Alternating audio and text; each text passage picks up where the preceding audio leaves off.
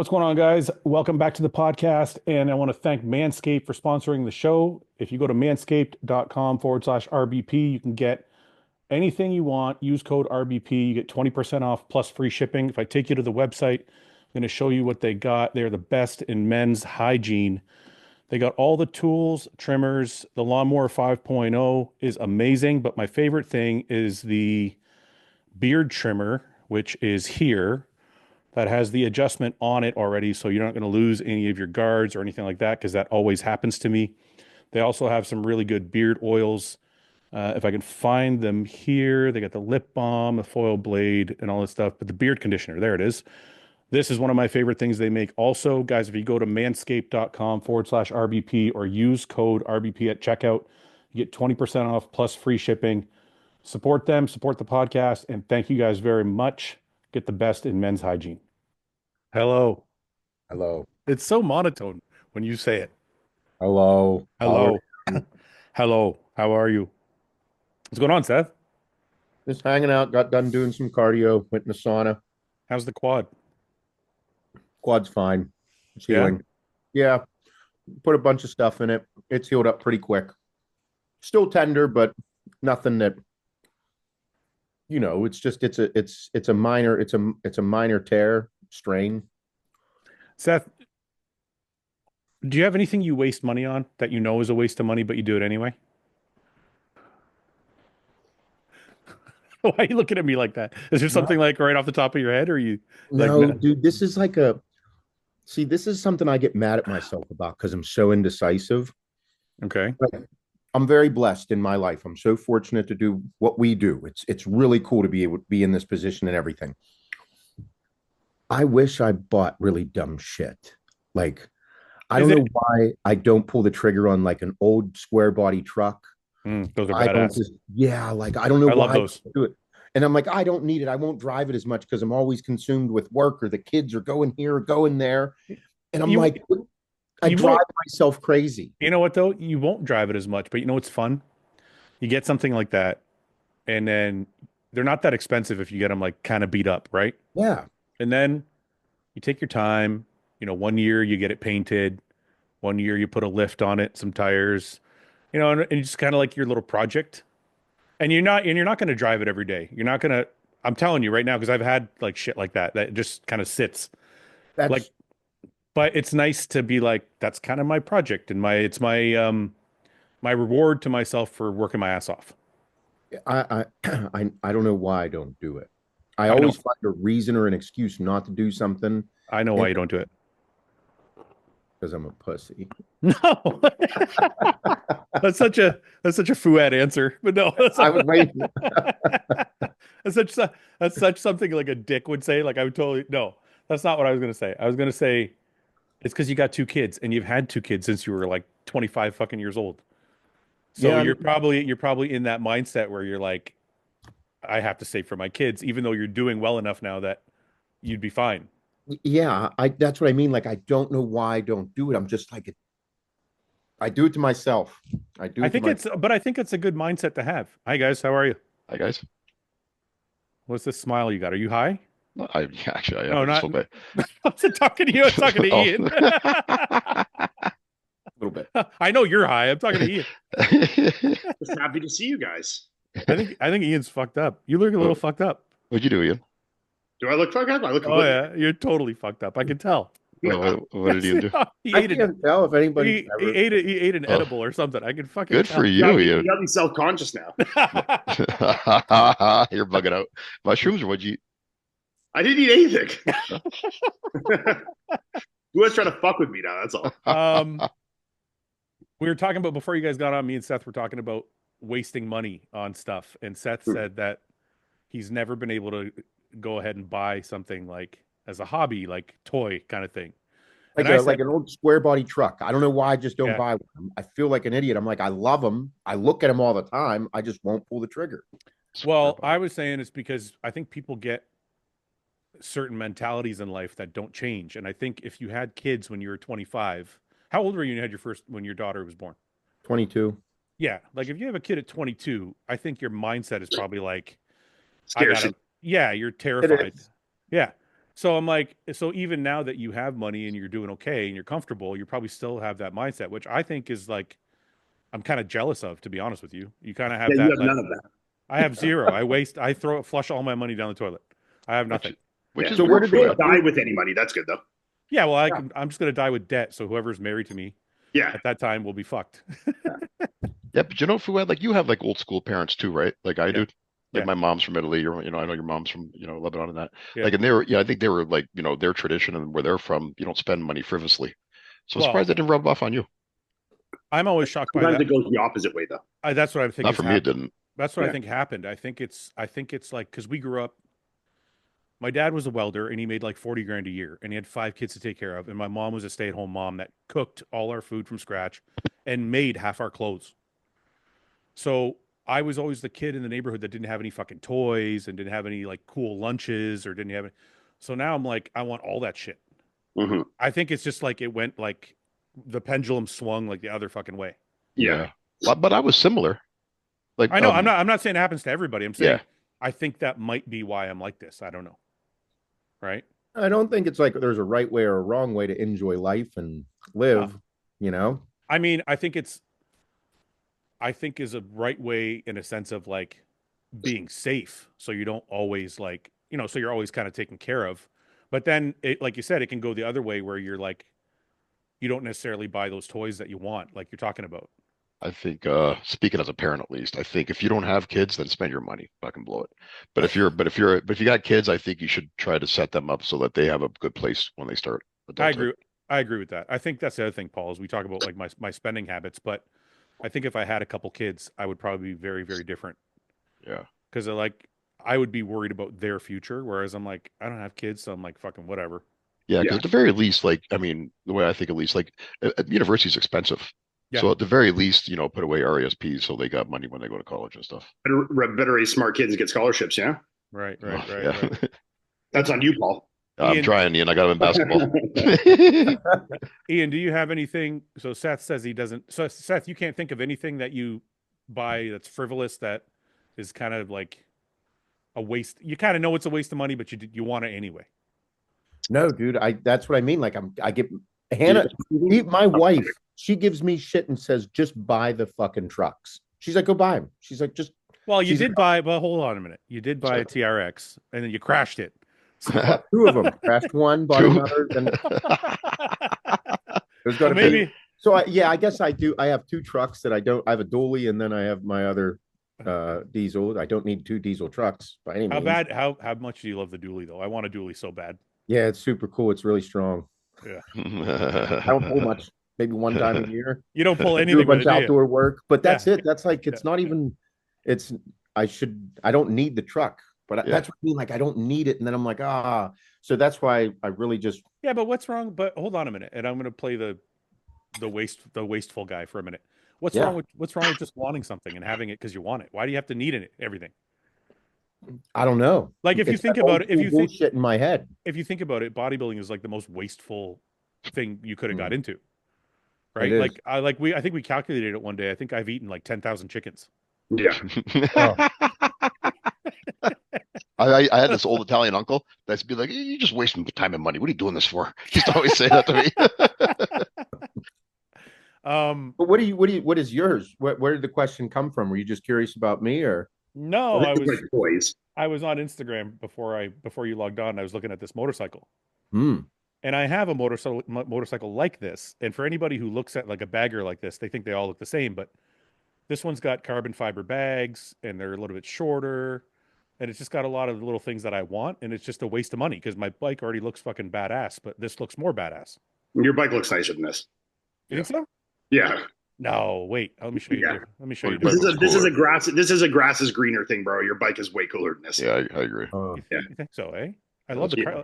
I like the carbon fiber bags and they're smaller and shit. I think your bike looks way sicker than this. All right. Well, anyway, that's where it came from. I was looking at motorcycles and I was like, why do I just like Ian said, like my bike's done. It's nice. That's why I'm convincing myself to stay in the sport bike world because they're way cheaper. You know, Yes. like Harleys and like fancy like fucking bikes like that are so Well, it expensive. depends. It depends if you go to like some sport bikes get up there. Yeah, man. if you're getting like a brand new fucking 1000 RR or H2 Yeah. or like Yeah. Ducatis, then they can get Then more you're in the same they can be ballpark 40, as a 50 bagger. grand. Yeah. Yeah. Yeah. But like yeah. you can get like a 5-year-old fucking 1000cc bike for like 6 grand, you know, Yeah. Yeah. I agree. and go 400 kilometers an hour. So So okay, so Seth has nothing. Paul, you're pretty old school too. You don't waste money like that. I waste money You, on you just buy a lot of weed. Yeah. Your money goes up in smoke. yeah, but weed's Yep. cheap. Yeah. Weed's cheap enough that's like not that big of a thing. For sure. I And would also say- it's You're therapeutic. It's smoking like a medicine. pound a month, like you ain't going broke. You know? Wait, Right. wait. It's therapeutic, he says. That's Yeah. Yeah. It's good for me in a lot of ways. Legal. For Well- glaucoma, you know. well, Yeah, right, exactly. And appetite. But if that's I could say that about motorcycles. Riding my motorcycle is therapeutic for me. Yeah. I For agree. sure. For sure.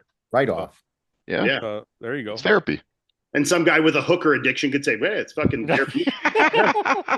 Like 60 hookers a month. It's therapy, man." You know. But If there's no victim in it, then it's a victim. There's no crime. the victimless crime. But at least I have something to show for my money. Your money just goes up in smoke. Yeah, but I'm a happier man.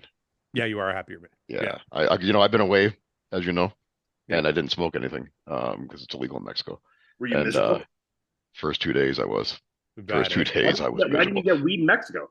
Yeah. I'm with the family. I'm not going to take a chance. I don't know anybody there. Oh, your you know, kids hook were me there up. too. Yeah. Yeah. I was on a resort. I wasn't going to go out to the resort or nothing, you know.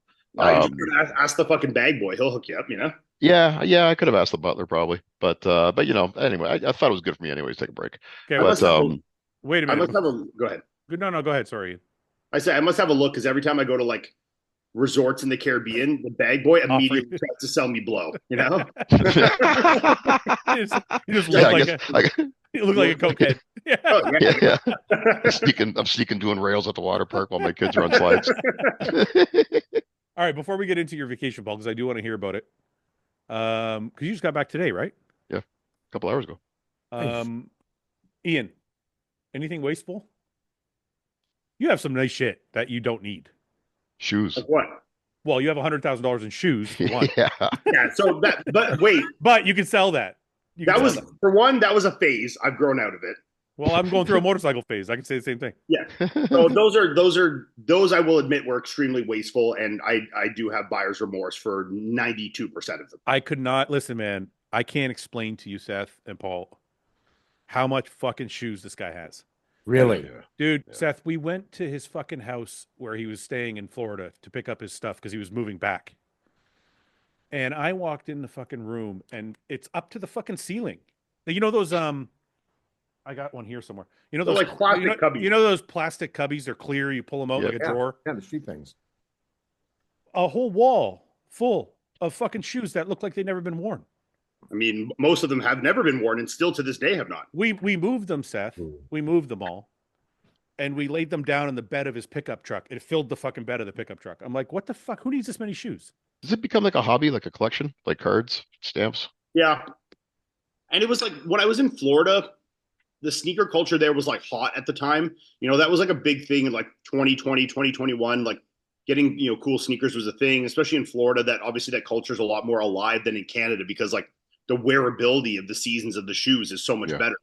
And then I came back to Canada and I'm like, I never wear any of these. Like even in the summer, I might bust out like some of the nicer pairs once in a while, but like I really don't leave the house much, you know. So it's like I don't know. And I'm going to the gym. I'm not going to put on like a $700 pair of sneakers to go work out at Good Life. You know what I mean? Like it's fucking weird. So Do you ever find your hobbies are influenced by who you're around?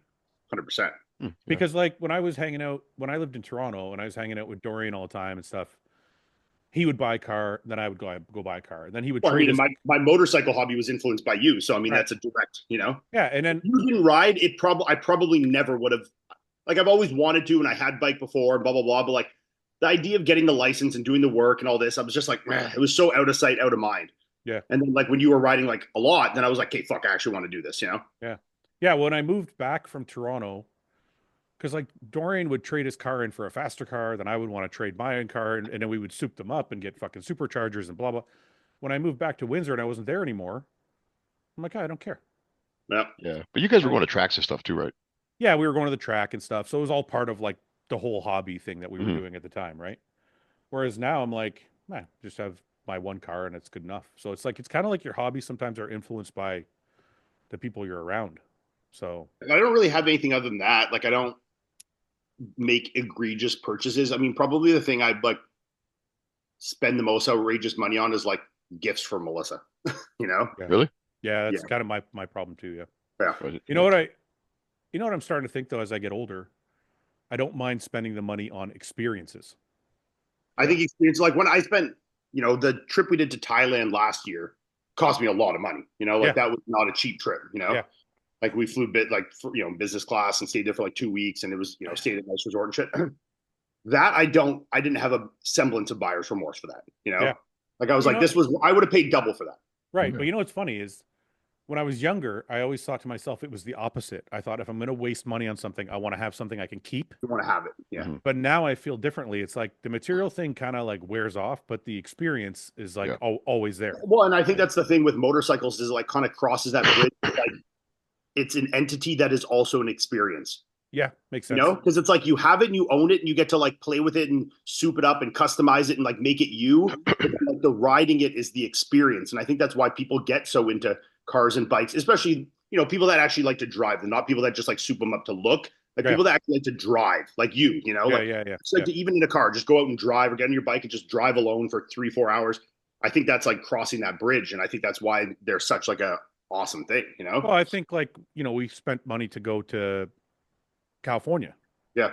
And then we went to Vegas and we rode like the whole time we were there. I'm like, that's kind of an expensive trip, but but that was an experience that was worth every penny and some, Yeah. So I think it's weird. Seth, what do you think about that? I mean, Paul, same with you. You just got back back from vacation. This trip for me didn't really come at a good financial time. I just had a couple big financial hits recently.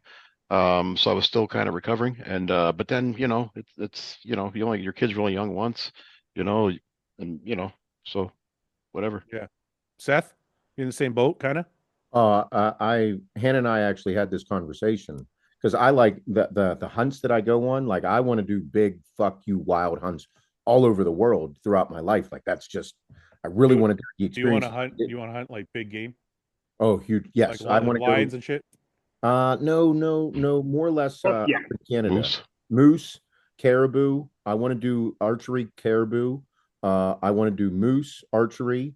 So then overseas, like red stags in New Zealand, but then red stag. I just watched a French video on YouTube where a monster red stag was killed in France. So just cool shit like that. It intrigues me. But then Hannah and I recently had a conversation. I was like, we need to travel like now with the family. Yeah. Like we really do need to go experience the countryside of what the United States has to offer that we didn't go do. Like all of us are in shape. We should go hiking through the mountains together as a family. As long as there's no bears though. No animals that could hurt you. You just kill the bears. Kill them. Fuck them. Paul, I know you wanted to ask him about a certain animal. What animal were you thinking of when he was talking? What was that deer? The mule deer? What was that thing called? It was like mule deer.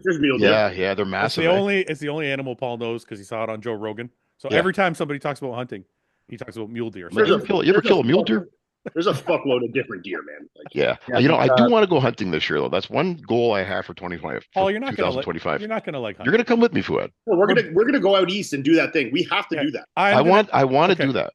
I'm gonna go. It's totally out of my comfort zone. I want to do it though. Listen, I want to go, but I'm gonna predict that we hate it.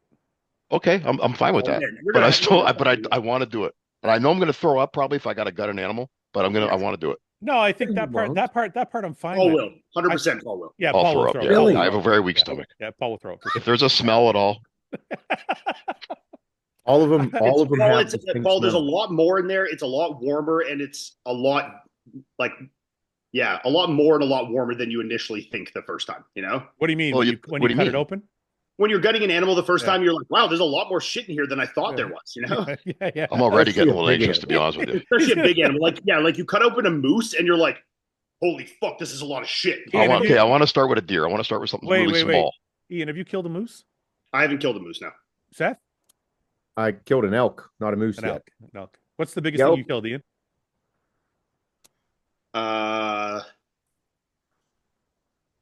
Weight-wise? I don't know. I don't know if I can say. Don't say. Okay. So an elk, what does an elk weigh approximately? 500 pounds? They could probably weigh up to No. 600 pounds. Yeah, Really? 6 or more. Yeah. Yeah, six. Yeah, but the one I Wait, killed. Didn't I see you with a bear? Yeah, I killed a bear too. Really? And the elk What was kind? bigger. Black bear. And the elk Black was bear? bigger.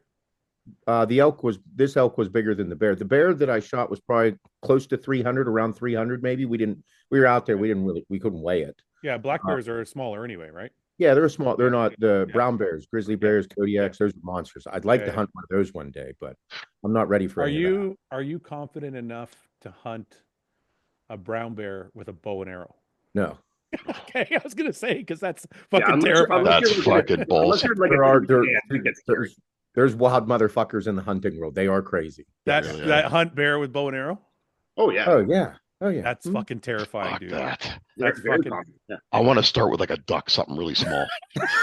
I do. I gotta build up. I'm gonna start something like small and A easy. squirrel. You know what? you guys- You know what you do? Okay, listen. I'm Grouse, not- like grouse is the best to shoot if you're What's wanting gross? What's to be gross? dumb and like What's gross? What is that? they're like a chicken. Okay. Okay, let's start with that, Fouad. Let's do a chicken this year. And every year we'll try to build up to a bigger if animal. you get in duck hunting. Apparently, I've never been duck hunting. Like getting into like just any type of bird hunting. It is a wild community, but the duck hunting is like the bougiest of bougie Okay. when it comes to bird hunting. Yeah. Okay, Like- wait. I got a question, Paul. Why do you want to hunt so bad? I'm curious because you're not like you're scared of fucking spiders. So like, I know. what is this? I know. Oh, is this like a conquering your fear kind of thing? Yeah. Yeah, it's a Ah. growth moment. It's a growth moment. What if you just shit your pants when you're out there and you can't do it? I'm going to. I know I'm going to, but I have to get over it. Okay. If whenever you're hunting birds, like I went dove hunting. A friend of mine took me down there to go dove hunting. It was super cool. In the Georgia, bird hunting it's a different experience. And it's way easier because you're just cleaning the birds. It's super simple. Picking feathers.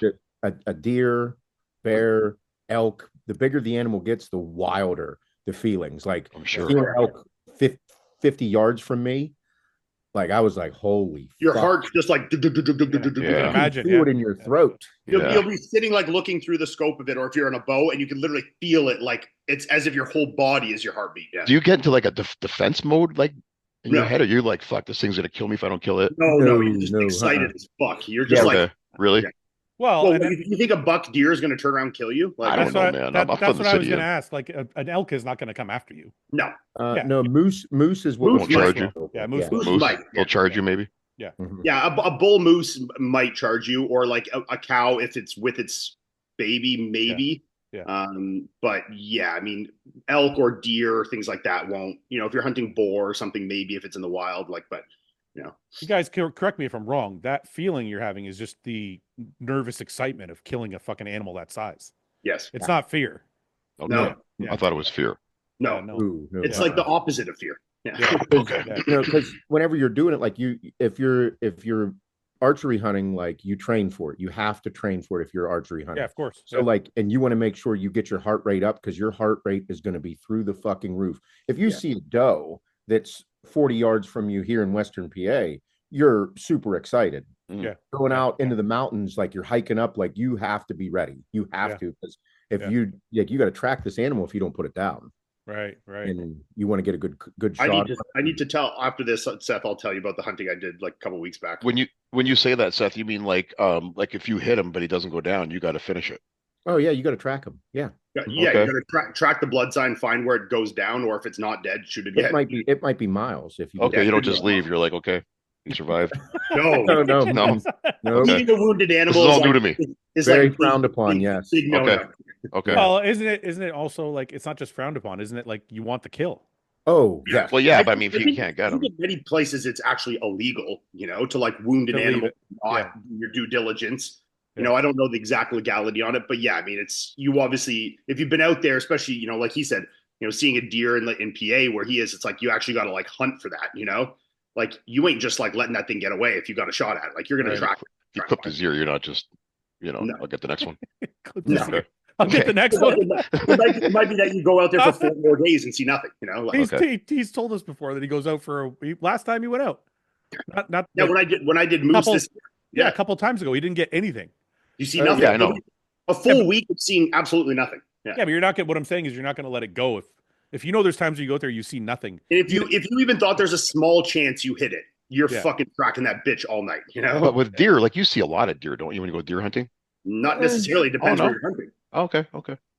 Yeah. Yeah, to get a like like the mule deer, to get an archery shot off on a monster buck You're gonna be close. mule deer, it is highly unlikely that you're going to get Well, that. and Right. you guys, sorry, go ahead, Seth.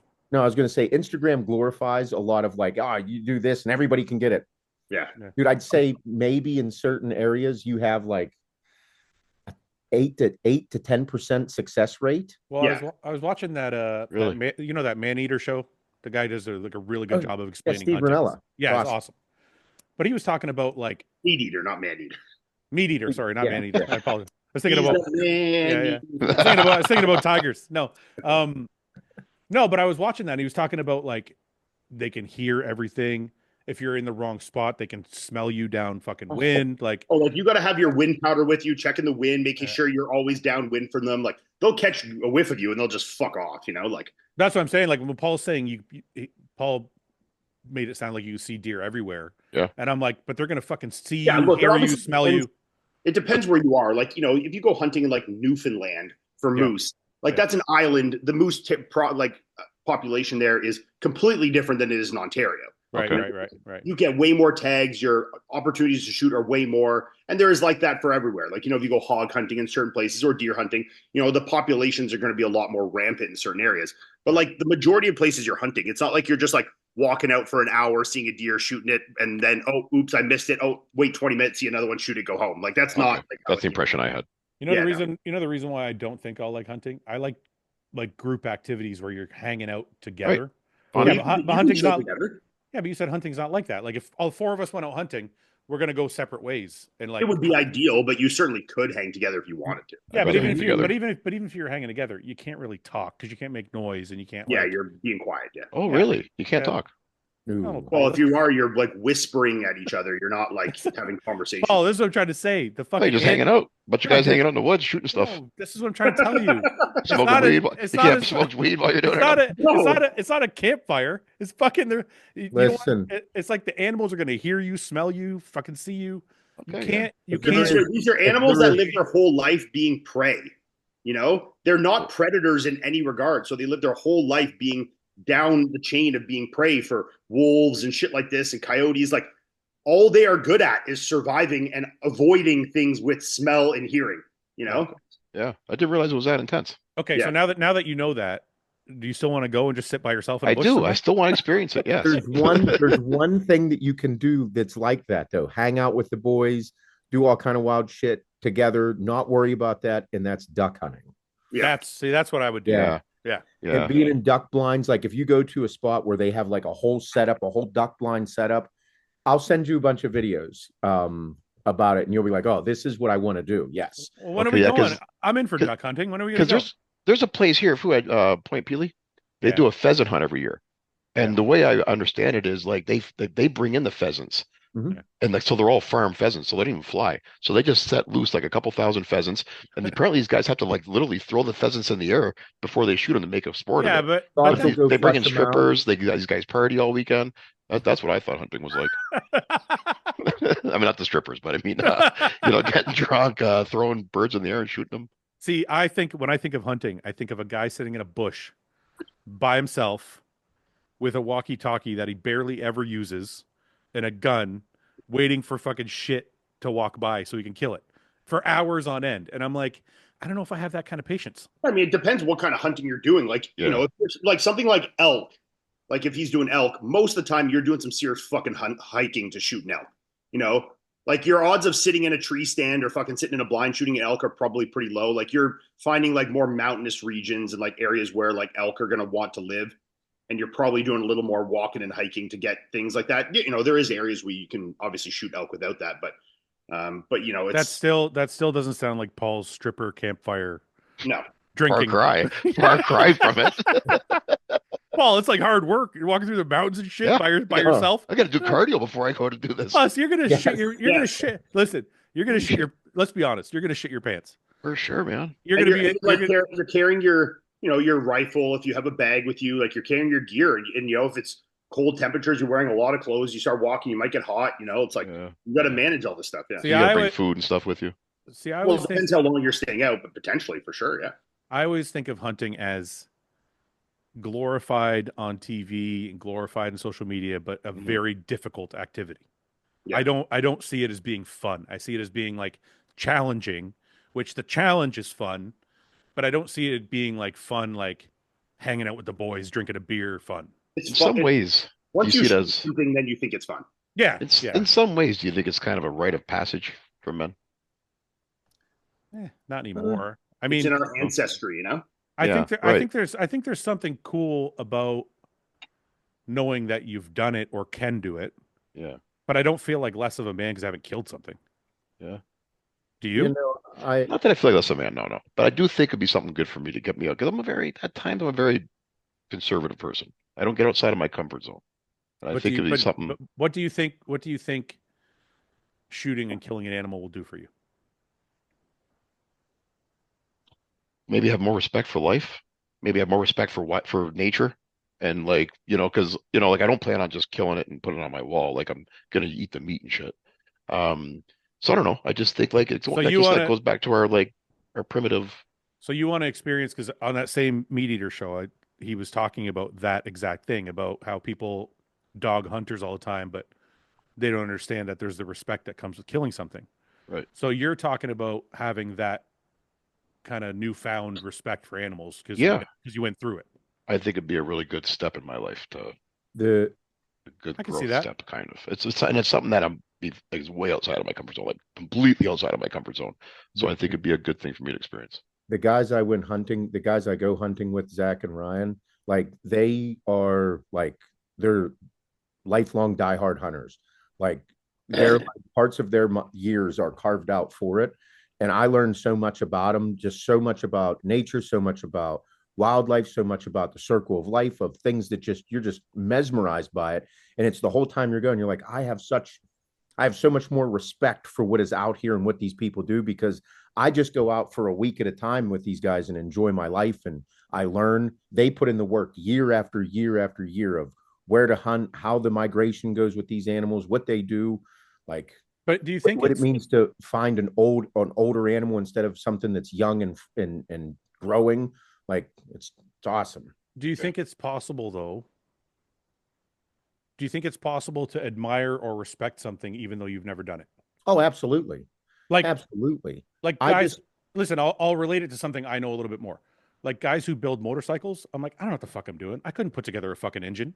yeah. I don't need to I don't want to go do it, but when I see the guys doing it, I'm like, those motherfuckers, like I have a respect for them. So it's like kind of the same thing with hunting. Like, I don't know if I have to do it to have that respect for those people. No, I think that I do think that it's like Paul's talking, like even not even doing it, but experiencing it. Yeah. Because when you are up close to an animal and you are like, you cut it open, you pull its Yeah. guts out, Yeah. you kind of you start feeling a certain way. Yeah. Okay. No matter if it's your first time with a smaller deer, and as the animal gets bigger, a bear, like, dude, a bear has a very distinct smell that you're like, Yeah. that's a really fucked up smell. I'll never Really? forget. I'm like, it's what bear smells like. So you're saying so you're saying it is something you need to do to really like have the respect Uh, to or understand it at least. No, I mean, you can have a respect for anything because you're a decent human being and look and say, I have respect because I know that's something that's very difficult. Yeah. I love the fact that I can get into it and watch it, and you can do it from a distance. But whenever you get up close and you actually do it, it is another level of respect. Right. It's a level of respect that you're like, holy, I didn't even know I could feel this way. Yeah. So it's heavily emotional, eh? The first time, especially, I imagine. Yes. For some people, Yeah. for sure. Yeah. That's why they Wow. have like there's things called like buck fever where you just uncontrollably shake. Yeah. And they can't stop shaking from what's occurring after they shot an animal, a big animal, no matter like people that have been killing their whole life go and shoot an animal of a lifetime and they can't stop shaking from it even though they've been doing it their whole life. So Is it like a state of shock almost in some ways? I guess you could say that. Did Really? that happen to you, Ian? No. You never had buck fever? Ian's No. cold. Ian's a cold killer. He's a Like, definitely the first- stone fucking murderer. Animals I shot, like, my heart was definitely like pounding out of my fucking chest for sure. Yeah. But like, and after that, you know how I get when I'm excited? I just like Yeah. talk a lot and I'm really Yeah, excited. yeah. Like, Yeah, you know? yeah, yeah, I was just yeah, like, yeah. oh yeah, you know? Have you guys ever seen somebody who like their first time going out, maybe has their first kill lined up and then purposely misses a shot because they can't do it at the last second, or they just can't pull the trigger? I haven't, no. No. I mean, there are people that, I mean, I'd imagine That there are freeze. people. Yeah, Mhm. just can't do Yeah, it when the moment sure. comes. Sure, it happens all. You know what's really strange about this, and I want to get away from this. We've been talking about hunting for half an hour, but the strange thing about this is Paul is the least emotional person I know, and he's actively searching for an activity that will make him emotional. I don't know. I think, like I said, I think I got some growing to do in my 50s here. So you're like, maybe it's time to feel some emotion. it's got to change you You know as a what? person. You know what? It's got to. You know what I think it is. I think maybe because you think it's manly that That's part of it. I won't lie. Wait, let me finish for a second. So you think emotions are gay, but I think because you think this is manly emotion that it's okay to feel. Yeah, That's kind of. Yeah, yeah. But I Not do bad think logic. Not it's bad not bad. logic. It makes sense. I think it's got to help me grow as a person. I think it's something that I think I should go through once in my life at least. Is there At anything least else? try Is to. there anything else in your life that you think will make you grow as a person like this, or is this the only thing that you're fixated on? I want to conquer my fear of swimming too. You have a fear of swimming. Yeah, kind of. Why? I can't swim. Yeah, but it's because you weigh 250 pounds of muscle. It's not because you can't swim. Like in a pool? Thank you, Fouad. I Well, there's appreciate the fat. comment, There's but, some fat. There's some fat in there too. But 18% apparently with that test being you did. But no, I want to get over that too. I don't know. But wait a second. I don't like feeling vulnerable Would you as I'm take getting swimming older. lessons? Yeah, I would. Yeah, for sure. I know, but hold on a minute. It doesn't matter how good you can swim when you're muscle bound. It's just hard to fucking swim. Period. Yeah, I know. Yeah, yeah. You know what I mean? Like that's not necessarily a you fear. That's like every guy who's built with a lot of muscle has trouble swimming. Yeah. Is there anything other than swimming? Seth, can you swim okay? I mean, I can swim, but I'm not like a strong swimmer. Yeah, he's like every other meathead. You can't. This shit doesn't float. Like my pool fluid. I got a I can 5 swim well, foot but deep. you don't float well, but I would be fine in the water. Like I'm not worried. Yeah, for how long though? Like how far can you swim? Like I swam. There was when I went to my brother's. My brother rented this cottage up in Traverse City in northern Michigan, and there was a big floaty fucking bouncy castle fucking thing out in the middle of the lake. So we're on the pontoon boat and he's pulling everybody around in a fucking tire or whatever. I get off and I swim to the fucking bouncy castle thing in the middle of the lake. And I'm like, I fuck around on it for a minute and I'm like, okay, I got to swim back to shore now because the boat's gone. How far was it? I got to say, in my head, it was 300 yards. It was probably like 50. I was gonna say, there's no chance you swam 300 yards. It felt like 300 yards. 300 yards is like you're in the far side of the lake and swimming across. Yeah, I just said it was probably 50 yards. Okay, well that's decent length to swim. Yeah. Dude, fuck. I swear to you, and I'm not exaggerating this. If it was 50 yards, at about 40 yards, I sank. Yeah. And I swear you to getting tired? I couldn't swim anymore. I swear on my fucking father's life, I thought I was going to drown. I thought I was going to die. That I was like, how did you get out? my nephew jumped in. Really? And fucking started pulling me. And then I kind of like put my head up and my brother's like, stand up. There's a sandbar there. No way. So I stood up and I was like this far underwater. Like it was like only a foot under. Yeah. So I kind of like ran the rest of the way and then I got there and I was like, but I swear to God, I thought I was going to fucking die. Did you just run out of breath though? Is that why? Yeah. I couldn't fucking swim anymore. Like did you panic too? It was all panic. Yeah. It was, I'm like, I'm not going to fucking make it to that dock. Especially when you start panicking, your heart rate starts going. Yeah. Right. Energy so fast. It scared the fuck out of me, man. I had that happen in Mexico the first time me and you went. Remember years ago we went to Mexico? Oh yeah, Al. Remember I almost drowned? Yeah. Listen, my friend Al, my friend Al was a lifeguard, and the currents were really strong out in Cancun. And Paul goes in the water. I love the beach. And the next thing you know, he's like a little too far out, and he's jumping.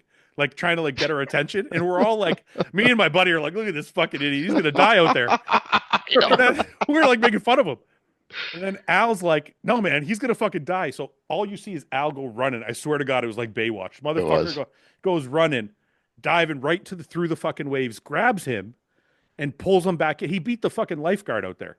I was Yeah. like, what the? It's like, what the? He saved his fucking life. I don't think Paul will be alive right now. I swear to Yeah. God. I know. I I panicked. I don't- totally panicked because Yeah. I was just fucking around. All of a sudden, I couldn't touch the bottom anymore. And like I It- said, I can't swim. So all of a sudden, I was yeah. like, I can't touch the bottom under the water. I'm like, and I just panicked instantly. And I Yeah. was like, oh And fuck. but the How did currents you were end so far out? strong, dude. I remember that because Yeah. it would just pull you away. And we were throwing football and that, right? So it just kind of lost track of how deep I was getting. And we were drinking, you know. Bob, so Bob Real does answer. Bob does Ironman, so he swims. I mean, for a full distance Ironman, I think they do. Oh fuck! I think they do 2 miles in the water for a full distance, like 2 miles swimming crazy. in the water, Yeah. not Yeah, touching the ground, not touching anything. Yeah. But I'm like, and whenever he first started doing it, I was like, how do you do it? He's like, you have to be able to keep your heart rate under control. Mm. He's like, that is one of the most important things, and your hips. You can't let your hips sink. If your hips sink, How do you you're do that? fucked.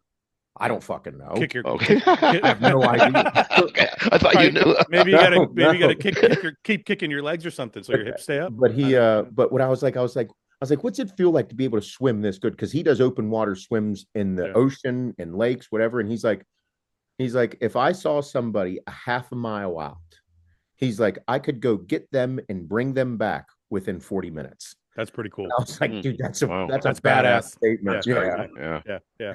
Yeah. So is that what you want to do, Paul? You want to rescue people? Is that you want to No. be a strong swimmer? No, No, I just want to be confident in the you water. just That's want all. to survive. You Yeah. just want to be I able want to to survive and be confident that I can survive. Is there anything other than swimming and hunting? Right now, that's all I can think of. You can't ride a Um, motorcycle for shit. Oh, well, I'm gonna start with a three-wheeler there. But that's not a. There's no emotion attached to that. There's no, but no, that's just something I'm gonna do with you. But it's a fear of yours, though. Three-wheeler, not so much. Are Two-wheeler, you yeah. kidding me? I saw you on a fucking 3-wheeler. You were terrified. I think, but I do think I would get You over were that quickly. scared. You were scared on your fucking e-bike the first time you got on it. Yeah, but my e-bike, I think, has conditioned me. Oh, okay. Yeah, because I've gotten her up to about 50 kilometers an hour. Seth, that's 20 miles an hour for your. Not bad. Not bad. I can ride a bicycle. Can't ride a bicycle.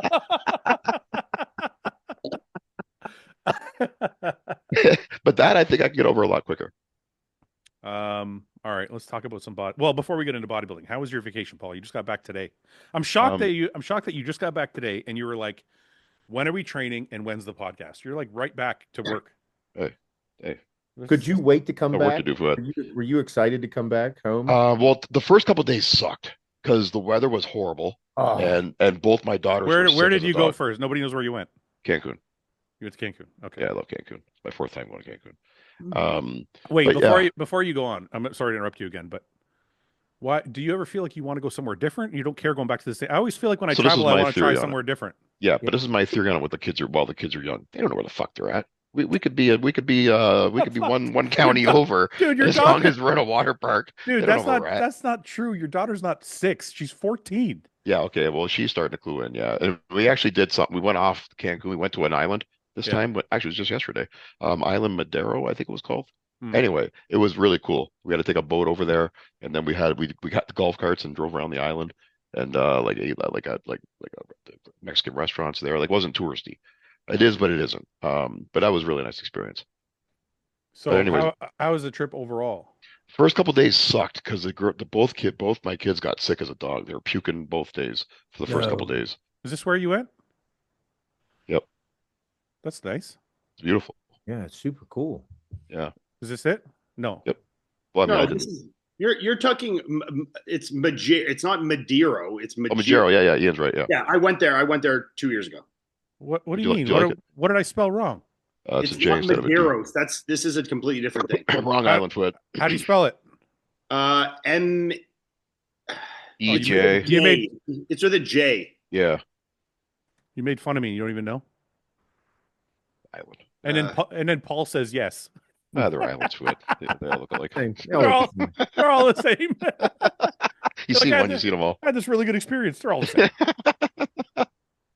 You know, that reminds me of fucking. Okay, riding- here, Fouad, I got it. What? It's well, we can't see your screen, but I know you can't. ISLA MUJ. I know how you spell island. Yeah, it's not Island though. It's Isla. It's a short Madero. form Oh, for island. Isla what? Mujers. I got it. Okay. What was the resort you went to? Royalton Splash, Okay. Cancun. Yeah, because we went here. Me, Chris, Courtney, and Melissa went to. Okay, can I just say something? This Honduras is, a couple years ago. can Yeah. I say something? This is very different than the last photo. It was. The last place was in Portugal, I think. I didn't see the aerial views. Paul's like, yeah, that's it. There's nothing the same, man. What the fuck? I tell you, that's an island. I don't know. It's an island in the Caribbean. Oh my god! It's not, I don't think it's actually like this is connected to like you didn't have to take a boat there, did you? Yeah. Oh, you did? Yeah, it was about a 45-minute boat ride. Oh, I don't remember taking a boat. Did you guys stay on the island or just stay in Cancun? I stayed. Wait, what's the? We didn't. What did we stay at? Oh, we stayed in Playa Majuras across from the island. Oh, okay. Well, that's cool. So what else? What else did you do there? Did a hydrotherapy one day, which was beautiful. tell me about that again. I was kind of only half paying attention today when we were training. What it was great. exactly did you do? So first you start out in a sauna. Okay. And How long in the sauna? You can do up to 20 minutes. What did you do? 15. 15. And I had him check on me at 12. I was starting to get a little warm. What did you say? Wait, because you paid for a private butler, right? Yeah. So did you tell the butler, hey, check on me at 12 minutes? No, this was in the spa. So the butler didn't accompany me to the spa. Okay. He's not like your best friend that hangs out with you all weekend. You just text him when you need stuff. So what do you mean they checked on you? Did they just pop in or did you say, hey, check on me in a little bit? Yeah. When he brought me in there, I was like, it's hot in there, right? And he's like, yeah, it's 100 and whatever it was. I think he said 20s. Anyway, I could see the steam, and I was like, "Fuck, I'm having a hard time breathing there." I was like, "Just come back and check on me in about 12." So, and then he checked on me. I was like, "Okay, give me 3 more." So I did 15 minutes in there. Then the steam room, that was really cool. But so you went from sauna to steam. Yeah, and the steam room had like eucalyptus and shit in there. Yeah. Which was really cool, but that was fucking super hot. How long in there? That one I was starting to panic a little bit. 10. When you're panicking, what are you panicking about? You can't breathe? Can't fucking breathe. Okay, listen. Yeah. I'm really enthused because I did one of these when we went to Mexico this past year. Okay. They're fucking awesome. Really? Yeah. They are. They're great. Yeah. So then your next step's even better. Then they put you in this warm pool, and they got these different like shower heads kind of, but they're big. Like waterfall showers. Yeah. Yeah. And the one's for your neck, and the next one's for your back, and then they put you in these massage chairs, and you're getting like this like water massage. You're still in the water in a massage chair. Okay. Yeah. Yeah. Well, you go from the chairs, the first massage chair to the jets. Yeah. You do 3 different jets, and then to another massage chair. Yeah. That does like your whole body. Are your kids doing this with you? No, just me and Tony did. Okay. Well, and then there's jets for his dog. He wants to. I don't know if they can bring your dog food. I can ask for you. I have a note about this when we're done. But anyway, he wants to bring his dog. Go ahead, Paul. Shut the fuck up. And then into the hot tub, and then into a cold plunge, back to the hot tub. Tell everybody how long you did the cold plunge for. You should be proud of yourself. 1 minute. 1 minute. My first time, Ian. I went neck up for 1 minute. That's 1 minute. Yeah. How long are you supposed to do? 2 or 3? 5 minutes at least. Listen, 1 minute's the worst part. All you gotta do is get past the first minute. Yeah, once you get past the first minute, you're fine. Yeah, I probably, I could have toughed it out a bit longer, but like Tony wanted to get out too. Once your body goes numb, that's the best feeling. That's the best part of it. Yeah, it was fucking cold though, Fouad. Yeah. I gotta work up to that, man. Yeah, the first bit sucks. I don't know what temperature it was, but it was ice. Yeah. So anyway, and I went up to my neck. Was there actual ice though? Because it probably was like 35. No, there was no ice. No, but it was really cold. Then back to the hot tub, and then you're done. So how long was this whole thing? Like half an hour, 40 minutes? No, it was about an hour and a half, I would say roughly. Oh, okay, that's a long time. Yeah, each stage, like there's like it's slow, like between each stage, like And it's just supposed to like relax you, refresh your body, kind of thing. Yeah, it felt great. I was telling you, Fouad, I think one day we should all go to one. I would do that. A heartbeat. It'd be awesome. I loved it. That sounds amazing. That sounds better than hunting to me. There's other stuff you can add. You can add like a massage. In Toronto, that's the fucking mothership or othership or whatever. That's like what that is. Really? Oh, really? Yeah. It's like different saunas and cold plunges and fucking tubs and shit. What are we waiting for? A place that's like really dark, like underground feeling, like cool fucking vibe. Well, let's go do it. I would love to. We wanted to. Melissa, that's what Melissa wanted to do when we were there for her birthday. Yeah, I know, but Summer doesn't like cold plunges. But I'll meet you there without Summer. We'll leave her here. Okay. It'd be a cool thing with just the guys too, man. Paul, you just You want to be know, in like you want to be in a pool with Ian? you leave your boxers on, whatever. You know, it's not. Look how see how bashful he got there. You can be I back. I mean, we're gonna see each other's physiques, but that's okay. Oh my god! All right, so about the dog, you'll now be happy to know there are no more dog showers. So because you realized it was No, Yeah. I totally think So- it's fine. inhumane. I would go do it right now. I don't think it's a big deal at all. But What do you do? What You just changed? stop doing it. no, Something that's not happened. why. That's I not. usually stop doing things I feel bad about too. No, that's not why. It's more out of laziness. So I've signed my dogs up for like a boarding, training, daycare, Okay. and when they're there, they get shampooed and bathed, and Oh. How often do they go there? their nails clipped and all that shit while they're there. Oh, okay, that's So I good. don't have to do it anymore. How often are they going there?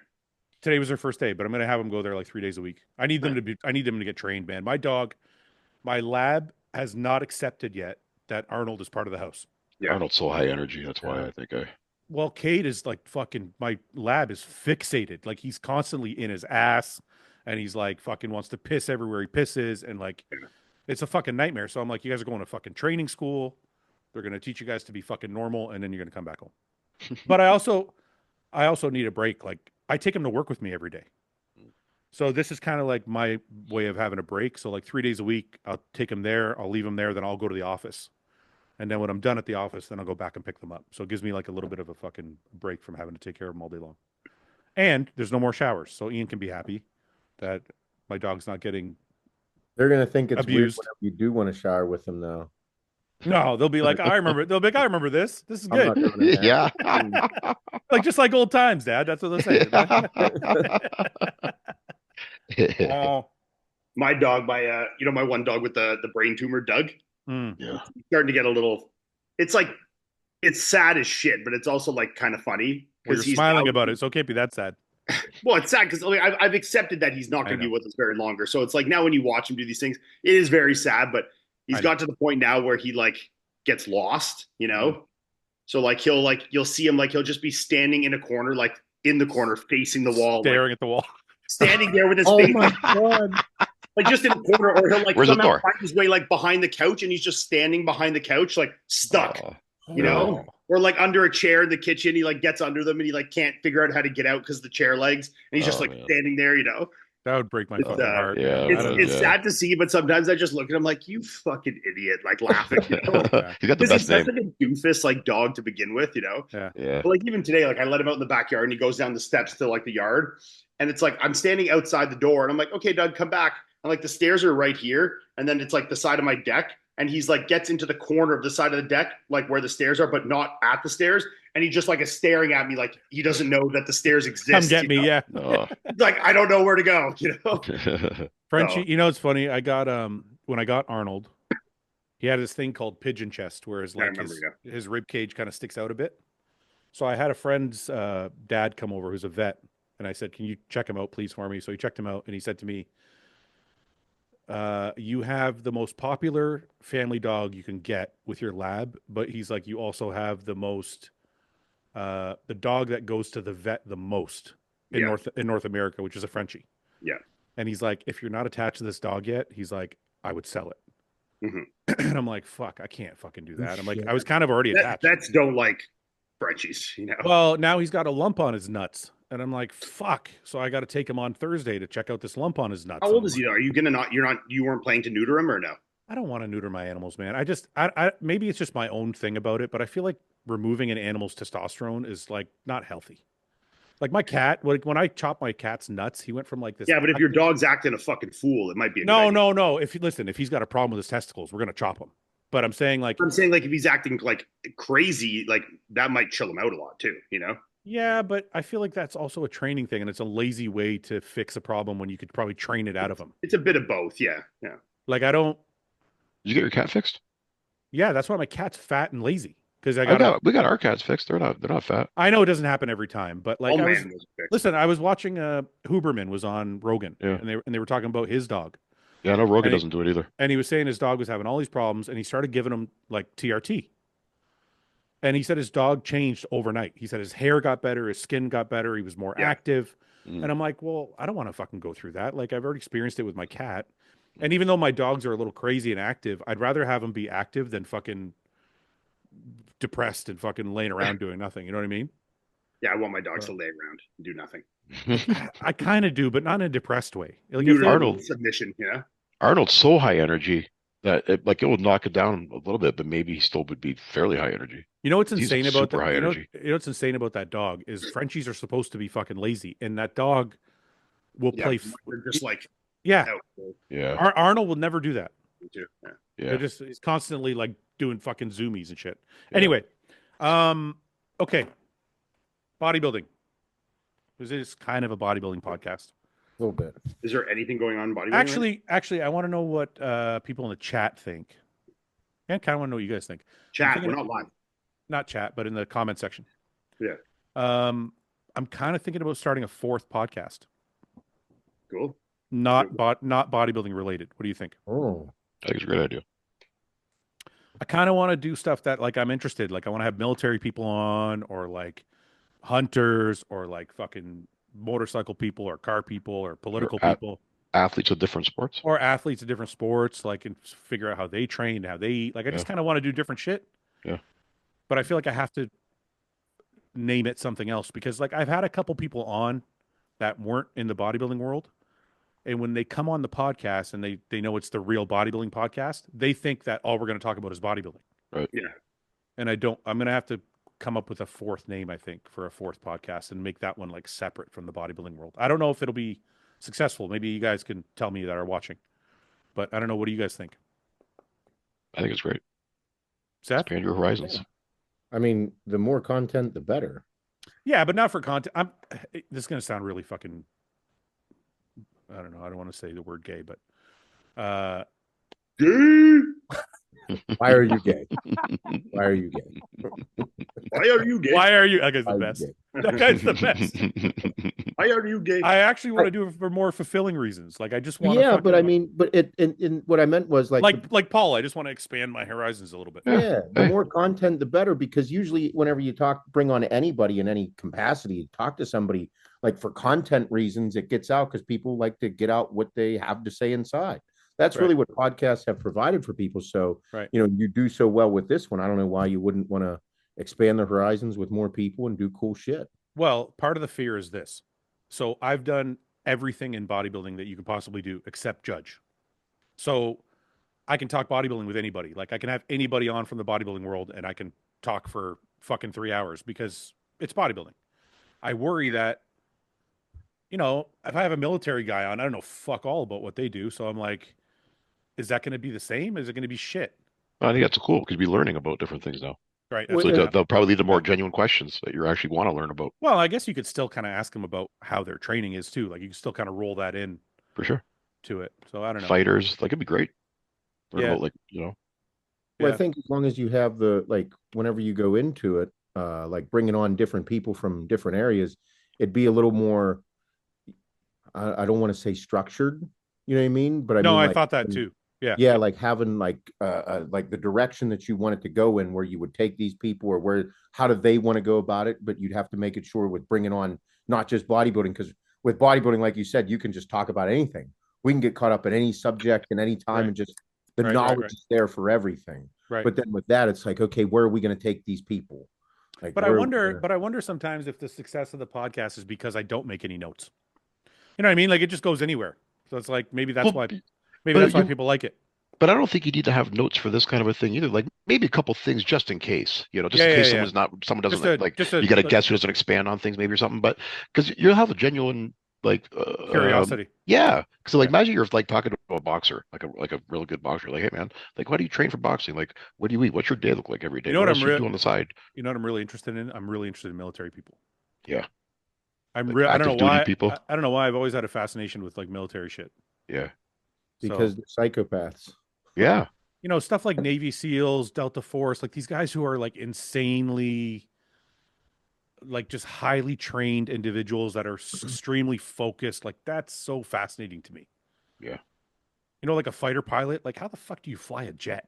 Like, that's fucking crazy shit, Or right? someone in So, the Navy who lives like for months and months on a ship. yeah, yeah.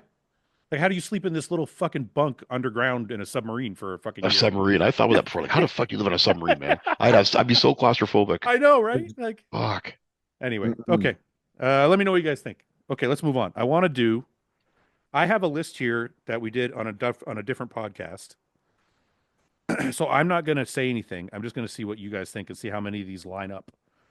I want to do, since we're doing New Year's Eve, since tomorrow's New Year's Eve, or when this airs or whatever, what are the top 10 moments of 2024 from in the bodybuilding. in the bodybuilding world? Yes. And they can include classic, they can include fitness, they can include anything in the fitness world.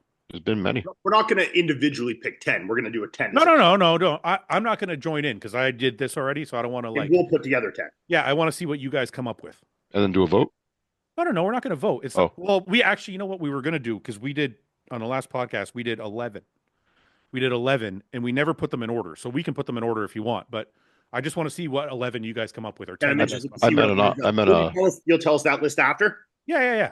or like put up like those numbers to it and then do an online vote what everyone thinks Yeah, we can do that. the best We can do that moment was. do it on my Instagram or something. Little Or, interactive. Let's go. Okay. Paul. What do you think Okay. is the number one of the season? Right. Or just something on the list? Pick one, Paul. Samson won the Olympia. Okay. Can I do another one? you guys can do as many as you want. Well, you Chris just go do an to open. Seth, go ahead. I was gonna say Chris winning a sixth and then retiring. Yeah, that's where I would That's go. the one. But then also you put Chris in doing the open. Yeah, I think that was an almost That's even right. bigger moment. Martin coming fourth at the Olympia, I think, was a pretty big moment at this year. For sure. Did any of you guys watch the last podcast? No. Are we at the exact same list so far? No. Just go on. It's okay. Okay, good. Okay, you got 4. What else was big this year? Trying to think on the women's side. Well, Like, Nick are we just Walker talking about? dropping- Are we Nick just Walker- talking about Wait. on Hold stage? Are we just talking on stage stuff? No, anything. Or just news in general. Anything in the fitness world. Go Is ahead, it? Ian. Are these positive things only? They can be anything. Just Nick Walker newsworthy. dropping out of the Olympia, obviously. Yes. 1 second. Okay. Again. Hani retiring. Ani retiring. Yeah. Okay. Jansen Quinton beef. I was just gonna say Jansen topping. Well, I get the Mike the whole Wick, Jansen debacle. Okay. Yeah. What'd you say, Seth? Mike. I was just said the whole Jansen debacle, like Okay, I got that. What? What'd you, classified anyway. Yeah, what'd you Mike. say, Seth? Oh, Paul Mike. said Mike. Okay, you got 1, 2, 3, 4, 5, 6, 7, 8. I need at least 2 more. Maybe we could say, and Seth saying that he might be come back. Yeah, but he didn't come back, so that's an honorable mention. Yeah, but it was news, you know. I don't know. I don't think that's. I think if he steps on stage, it becomes a highlight. I agree. It'll be next year's top 10. We'll put it in there anyway. I'll put it. That's your opinion. That's fine. Okay, so do you guys all agree with that? I agree with that. Ian, Paul, Yep. Seth, do you agree with No. that? No. Okay. Well, you got to all agree. Okay, so that's out. Well, I guess it was early in the year, but I guess Wesley winning the Arnold was pretty huge this year when he won that, Yeah. beating Ramon. Yeah. That was huge. Because like then he was talked about to be like, you know, competitive with Chris, which obviously turned out differently. So that was a huge moment when it happened. Okay. Mm. What about I the don't know women's if I side? put- I mean, Yeah, we Miss- got to think of other Mrs. divisions. Prescott won Well, 3. Keon's Olympia performance was pretty fucking Yeah, stand key out. one.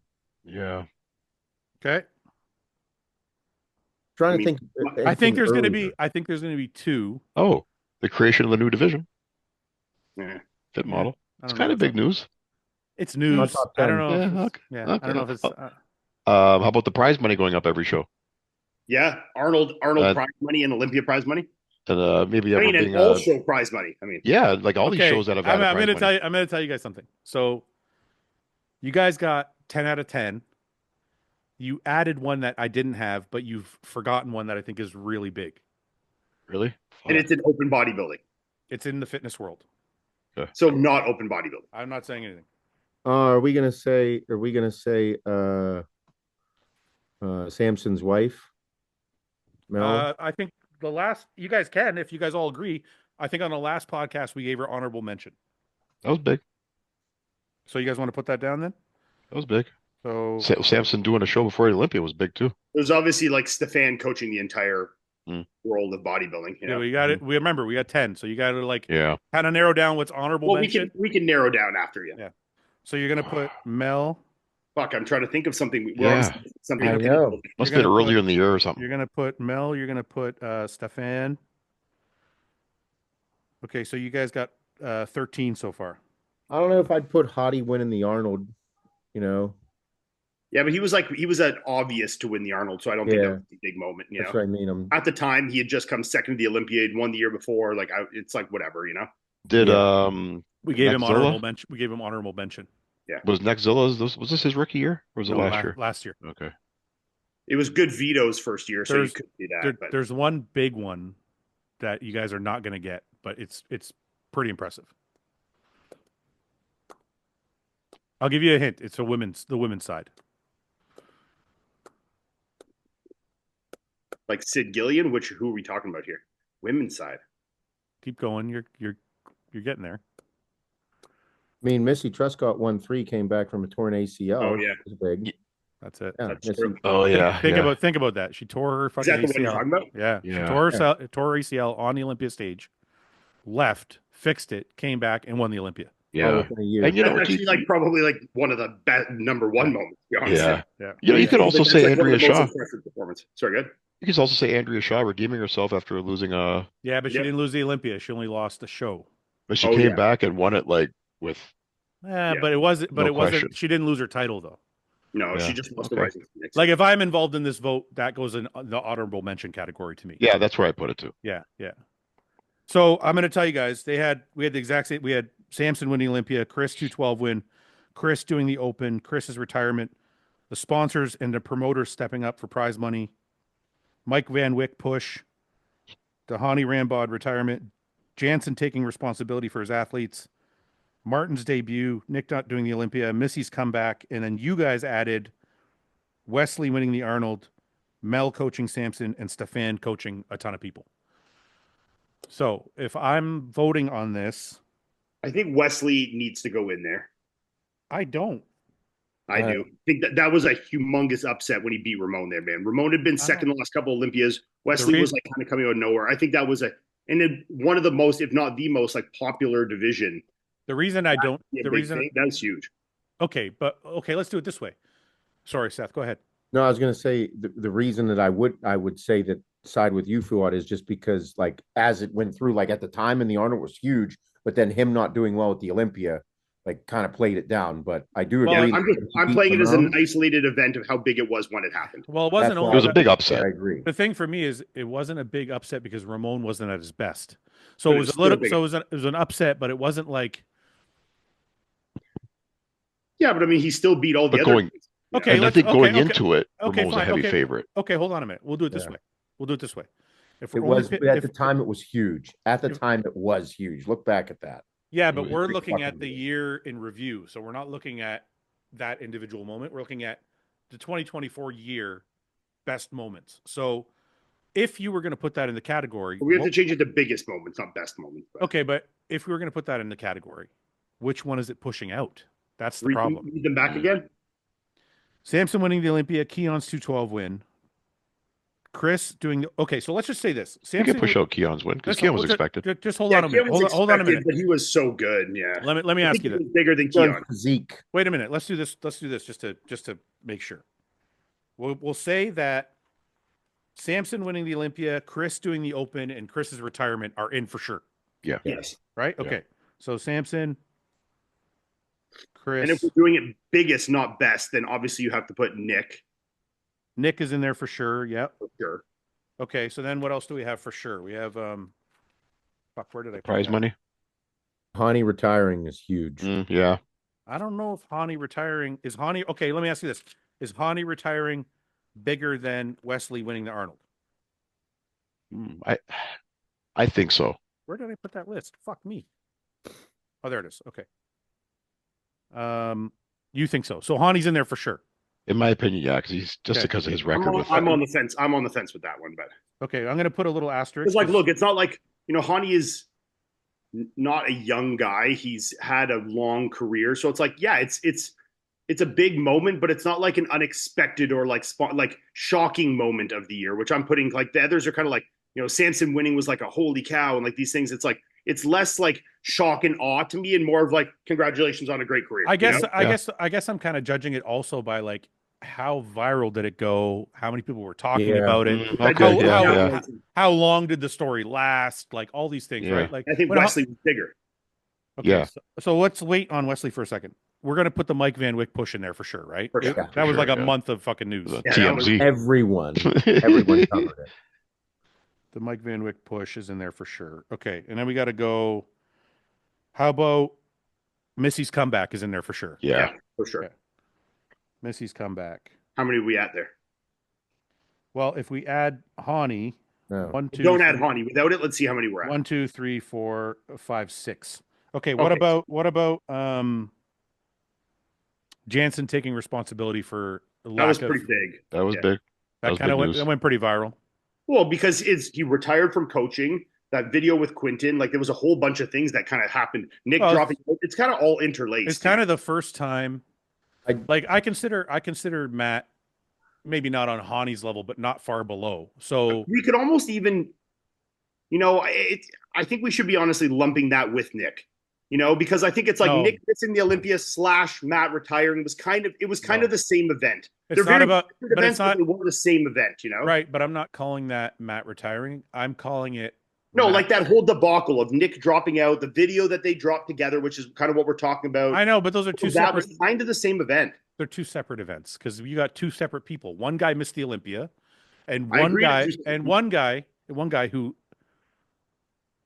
is, like I said, a top coach in the industry, is the first time I think we've ever actually seen a coach sit down and go, I fucked up. Yeah. I really fucked up. I fucked up this guy, that guy. I'm not paying attention. People. Like, that's a totally separate thing to me. Like, nobody's ever done that. Yeah. I've heard coaches say, like, yeah, I missed the mark or blah, blah. I've never heard somebody sit down and go, my brain wasn't in the right place. Yeah. So I think he deserves a lot of credit for that, but it's also like one of the biggest moments in the. Yeah. So, yeah, I mean, you could put it, I was only lumping them together because that video, when it all came out, was him and Nick together, and it was kind of a joint operation at that time, and then it kind of spiraled out of there because of what was said there.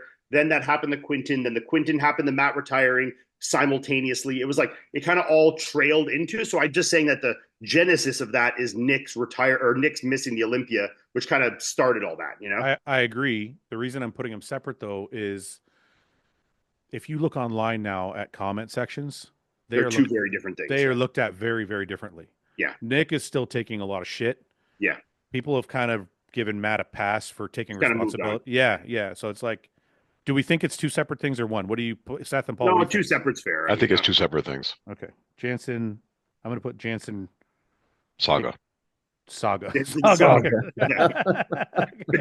Jansen saga. Yeah.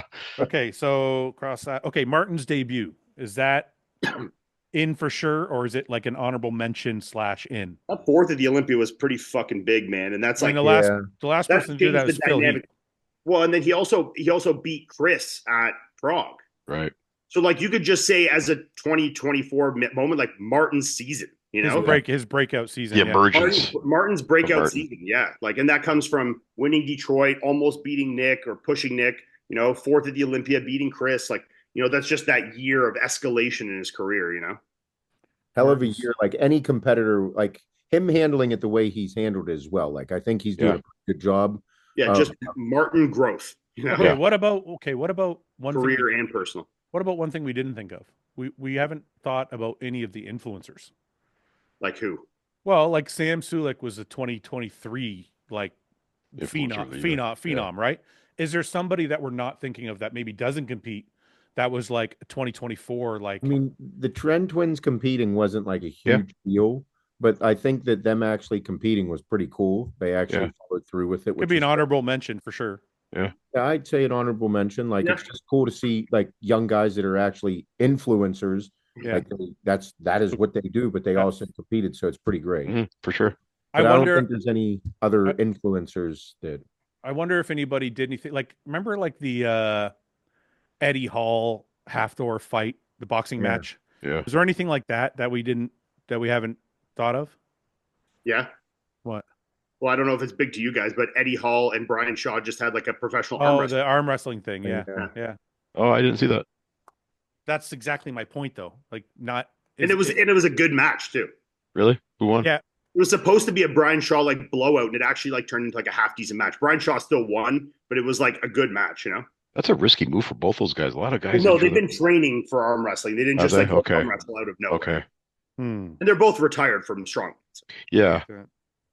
But no, they trained so that like with Okay, let me ask you arm this. wrestlers. Let's go back to the list we have here. Is promoters and sponsors stepping up to really raise the prize money? That's got to be in there. That's Yeah, big. it's got to be. That's the first time this has ever happened. I mean, Jake Wood. It was Arnold. Where's Arnold? I know, Well, but in the Detroit. crazy thing about in Detroit, we went up to 30 grand. We raised the bar. That's a big. Yeah, and then deal. everybody else started. I mean, now you have shows coming out next year with insane purses, you know? Yeah. I think the crazy thing about the Olympia was nobody fucking knew about it. That's Yeah. that's what I really liked about it. They sat there and waited till the very last fucking minute, and I remember sitting in the audience going, "What the fuck?" Yeah. They're going. They just took Arnold's 5 and said we're going to do 6, and nobody. And it's funny because I remember when the Arnold said 5. I remember the weeks following that, everybody was waiting. What's the Olympia going to do? What's the Olympia? And they didn't do anything. Yeah. They And didn't then, do anything. Yeah. and then people were like, "Oh, these fucking Olympia guys are not going to do shit." They don't think they need to because Yeah. Yeah. Everybody was talking shit, and then they fucking show up and they're like, "We're going to do 6." Yeah, they played it well. Because where were they the year before was 350? 400. I don't remember. 400? Okay. Yeah. So they went up The difference- 50%. I mean, second place was 250. That's 850 grand for 2 guys. Jeez, yeah. You know what? On that topic, I want to ask you guys a separate question. Is it wrong to make 80% of the fucking purse sit in first place? Because then you got guys in like, I know what you're going to say, Ian. Just think it out before you say anything. What do you think I'm going to say? You're going to say fuck. You're going to say fuck them all. The winner gets the fucking spoils. Yes. No, but what I was gonna say, but that's and I'm not. Listen, I'm not. For And that's fucking, not me winning these kind of shows either. Listen, I'm not for fucking socialism, so I'm fine with that. But what I'm saying to you is, like, I don't know what the prize money for 5 through 15 is. Like, it's like it goes down to like 5 grand. So like No. the 11th place guy gets like 5 grand or something like that, doesn't he? Everything Yeah. after from 10 to 15 or 10 past whatever gets like 3 or 4 grand or something like that. Everyone gets the same, but until 10th is the official prize money. All right. For men's open, for other divisions, it's only top 5.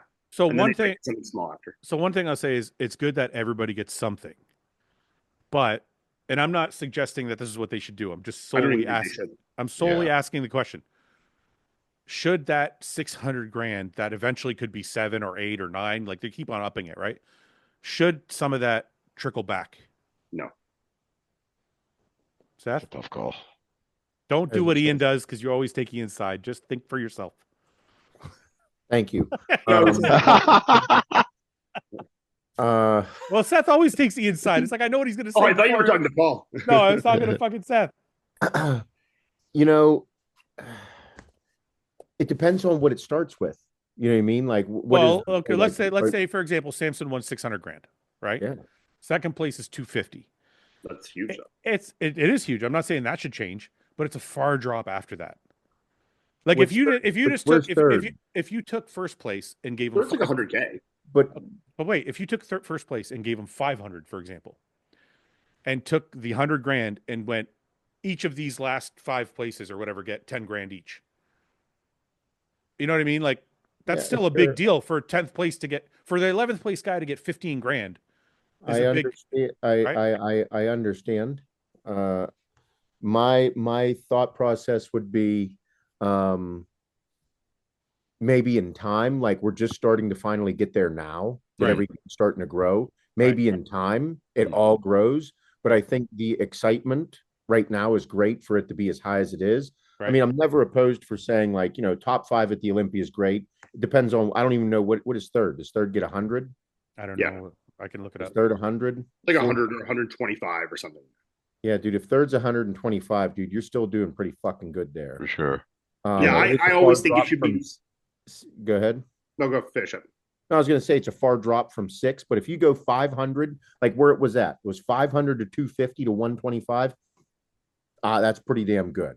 Yeah, I think so I too. think it should be even more disproportionately always towards the winner. I So think like last, so you should I be have, rewarded way more than everybody else, like in a completely disproportionate manner for being the one that lost to no one, you know? Do you think, too, Ian, that yeah, makes it more? but wait. I'm not saying that's wrong. I'm And saying that's how it is in most other sports too. I know that, but I'm saying 500 is still far and above. Like, look at this. If you look at last year's prizes, I mean, really, it should be like first place be a million, and then like look at it went 400 to 150 to 100, and then it goes fifth place is 35 grand. yeah, Yeah, but that's 100. That's $365,000 less well, yeah, than you came first. fifth. Yeah. But Fuad, this is what I wonder though. If you close that gap a little bit, does that lead to some guys going like, well, I'm not going to beat Samson, but if I can get fourth, that's good enough for me. Does it kind of eliminate some of that goal for the to be the best? No, man. No. I don't listen. Let me ask you something. Do you think Hottie is going, well, I got 150, that's good enough? No, he wants to fucking win. That's what I'm saying. So like if you make it so like fourth Yeah, but place is 100 grand. okay, but even if Hottie was getting 250, you still think he's going to be like, yeah, you know what, it's 250, that's good enough. No, he still wants to fucking win. Nobody is going there going, oh, you know what, maybe I'll just take fifth and that's good enough because I got The 100 grand. the only thing with that prize money I see is that it's actually too close in pay to first and second and third. I think they should be split farther. I think it should be 150 to like 75, not 100.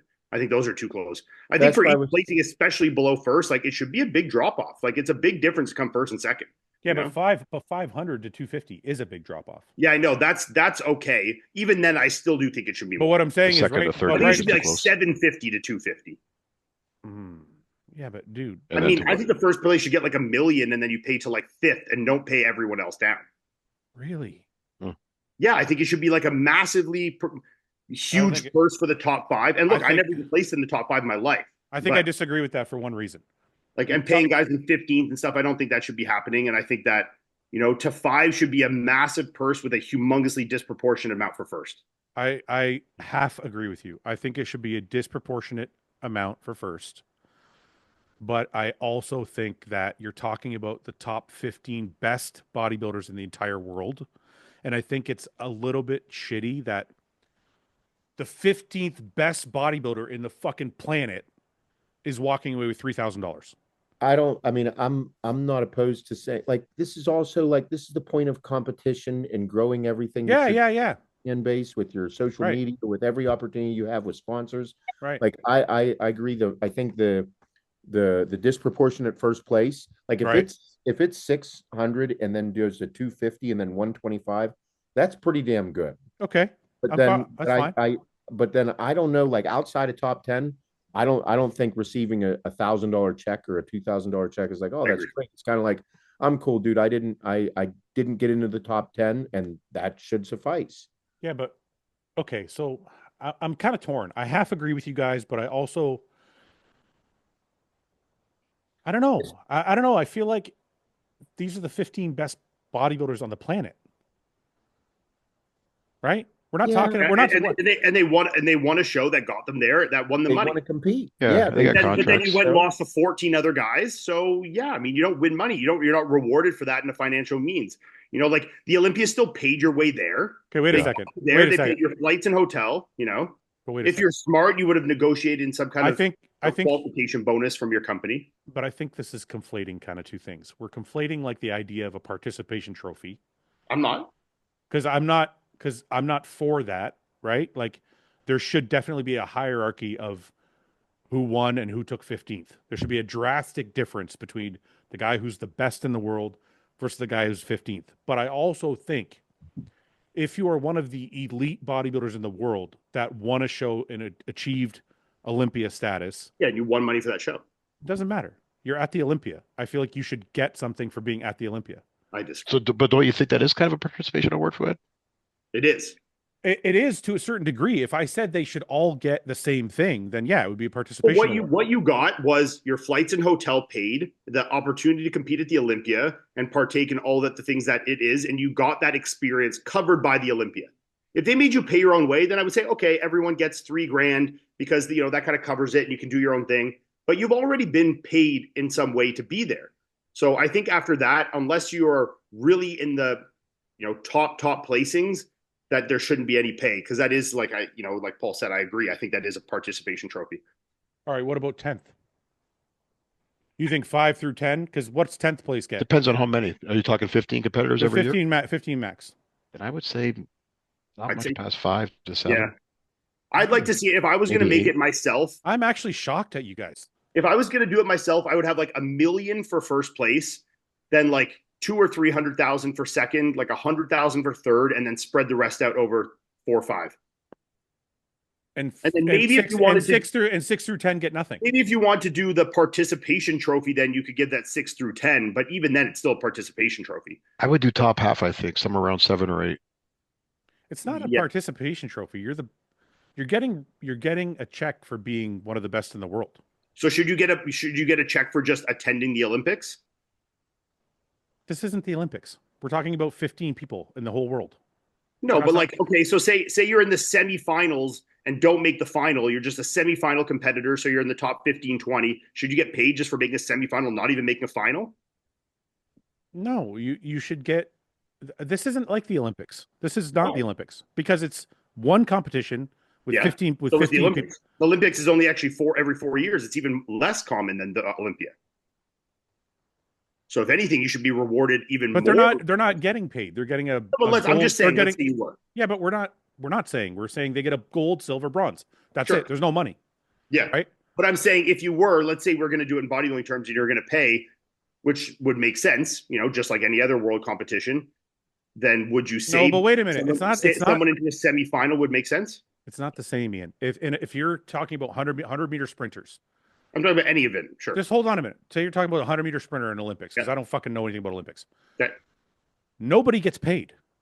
They get a gold, silver, and a bronze. Right? That's it. There's no pay. I don't think that's entirely true, but yes, yeah. Well, they get paid from sponsors. They don't get paid, or their countries. They don't get paid from the Olympics. Sure. Right? But let's say that. But I'm not saying that they do. What I'm saying is, if we're using that as a comparable with bodybuilding in the sense of it's a elite world-class individual competition, so it's not a team competition, that you're getting to the world level, that's even harder to get to in a sense. Should you be rewarded if you were, let's say you were rewarded, let's imagine everyone is. Should you be giving money to the people that are not even making finals and coming 12th, 14th, 15th? This is a ridiculous hypothetical. You're talking about a sport because you're talking about a sport where no money is given versus a sport where it doesn't matter though. It does matter. If there was no money paid by the Olympia, then I'd be like, fine, give the guy who won the gold and give the other guy silver and give the other guy bronze.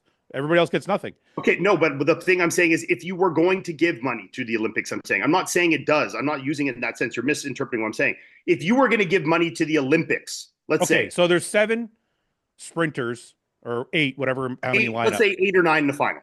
There's 8 in the final that are the best in the fucking world, and they're doling out $2 million in prize money. Okay.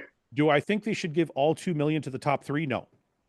So, but you think to 8 or what? Like if we're to say there's, how many people, you're just giving it to the finals? I think if you're the best in the fucking world, you should get something for being the best in the world. So if you come last place in the final? Yeah, I don't think it should be equal. I think they should all get the hierarchy of their pay based on their placing. Yeah. But I think if you've achieved the status of being the best in the world, you should walk away with something. In other sports like football or basketball, I think only the championship team gets bonuses. Yeah, but it's not. You can't compare that. It's not. I'm just saying, just to say what other sports do. But it's not a fair comparison. Like you're talking about a team sport with $1 teams are harder to compare with multi-million. That's why I was using the Olympics, because I'm just saying, like, my question was just how far down would you pay? Like, if there's 8 guys in a final, would you just pay them? Or like, are we talking about the top 20 where you're paying I think the final? Because then what about Classic where you have 30 guys or so? Well, hold on a minute. We're just talking one class at a time. Classic has their entirely own prize money situation. Well, they're only top 5. Every other class is only 5. That's fine, but that's because there's not as much prize money, period. Yeah. What are you going to do? Spread out 60 grand? I agree. Like you can't, you know what I mean? So I'm like, I guess that's where we do differ. If there's 8 guys running in the fucking Olympics, I feel like the 8th place guy, that's the 8th fastest runner in the world. No, but my question was, is that where you would stop it? The last place guy gets something, yes. In the final, just the final guys. Yes, the top, the top runners in the world, if there's 8 of them. Yeah. I guess I'm seeing that as the first call out at the Olympia.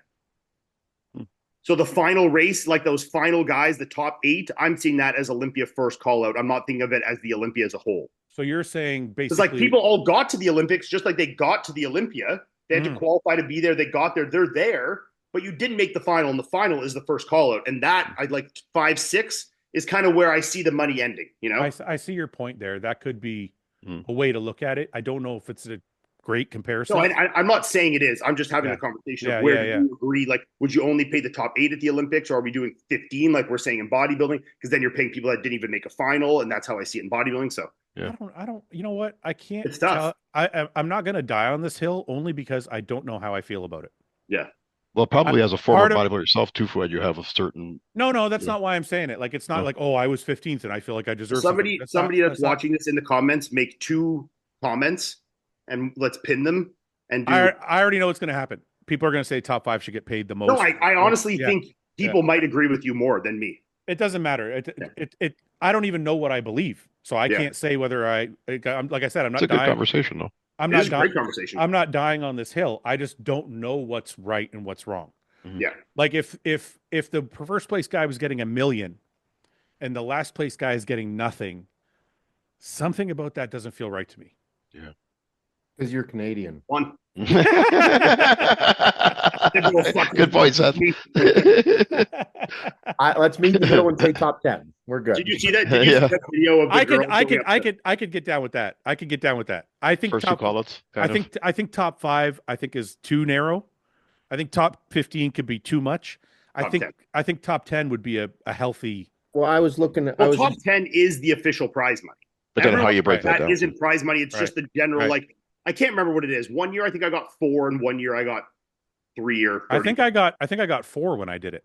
I think it was 4, yeah. Yeah. And plus they At pay your least in expenses too, right? 2018 It was for sure. Sorry, go ahead. And plus they pay all your expenses too. Yeah. How That's much what did- Oh, what- yeah, what you I got think that's for more what than fair. place, Ian?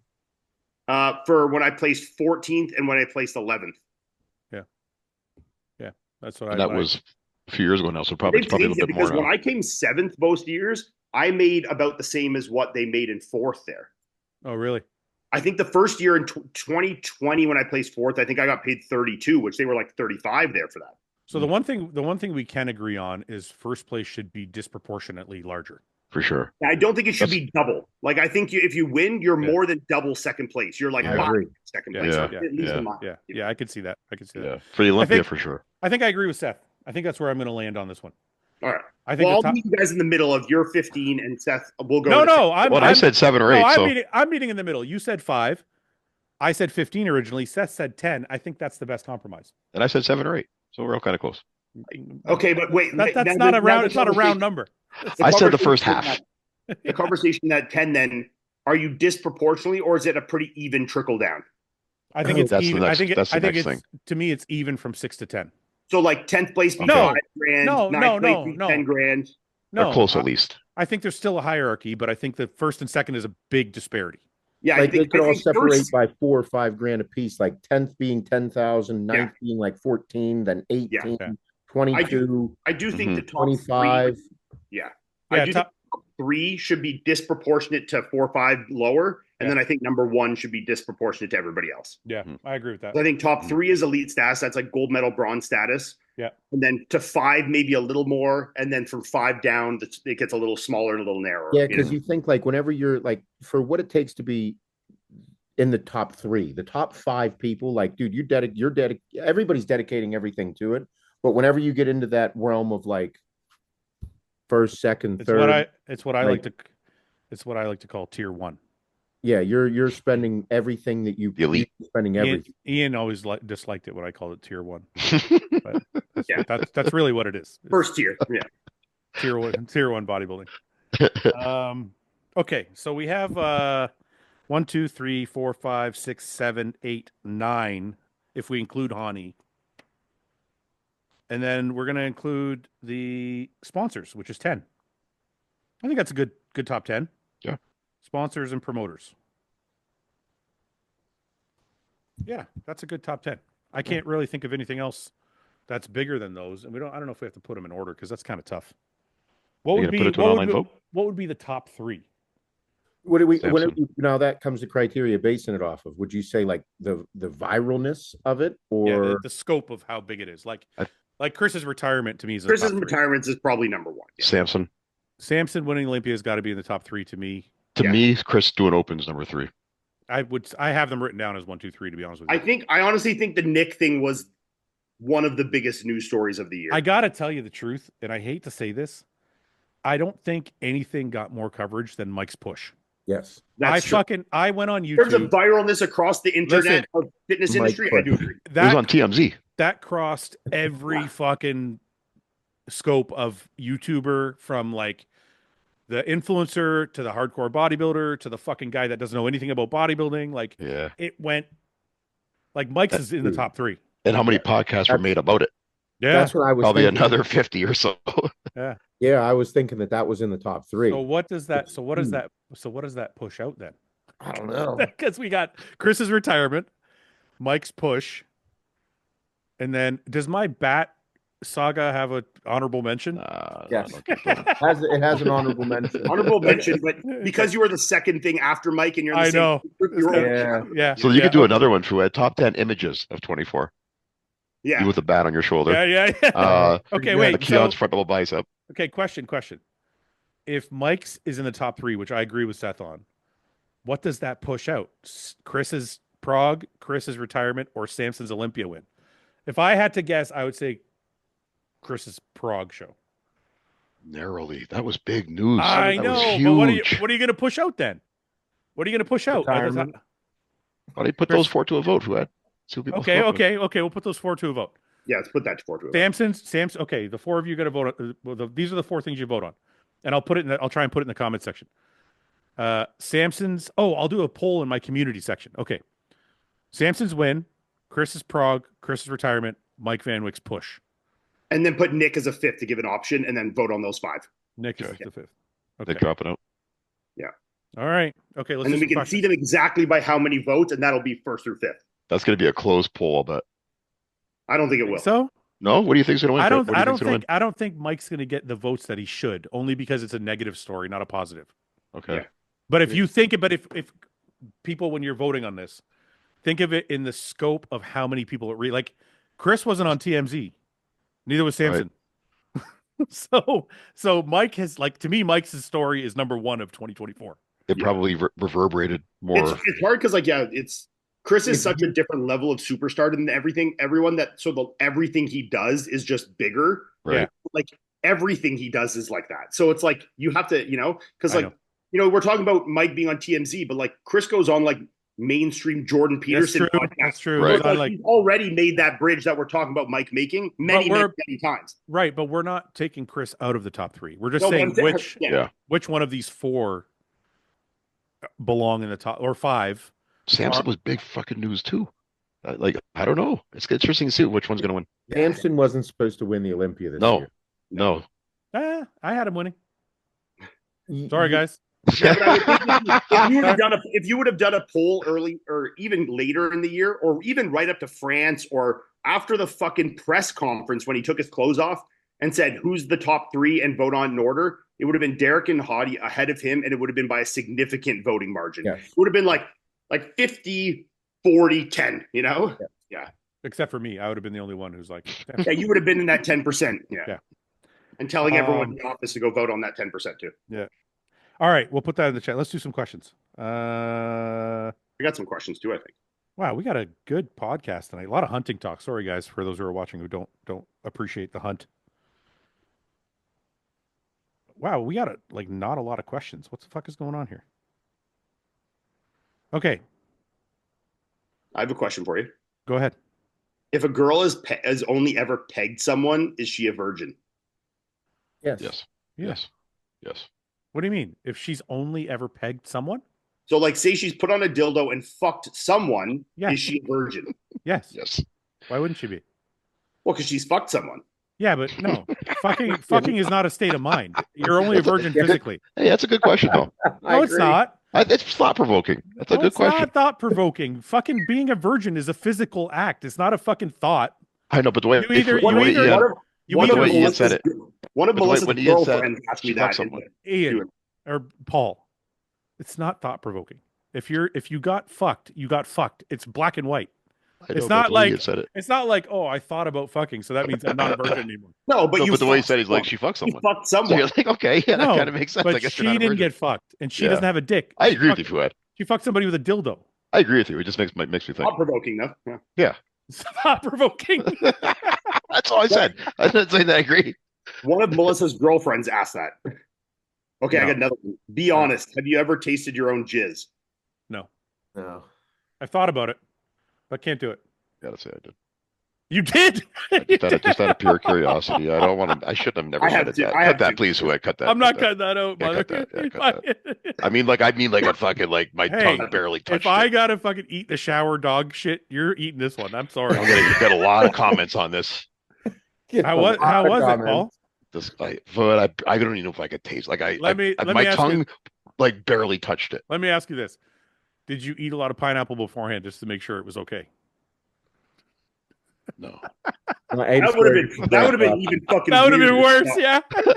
I like Like pineapple. then you're like, oh, maybe I'll enjoy it if I have pineapple. No, like I didn't plan on doing this.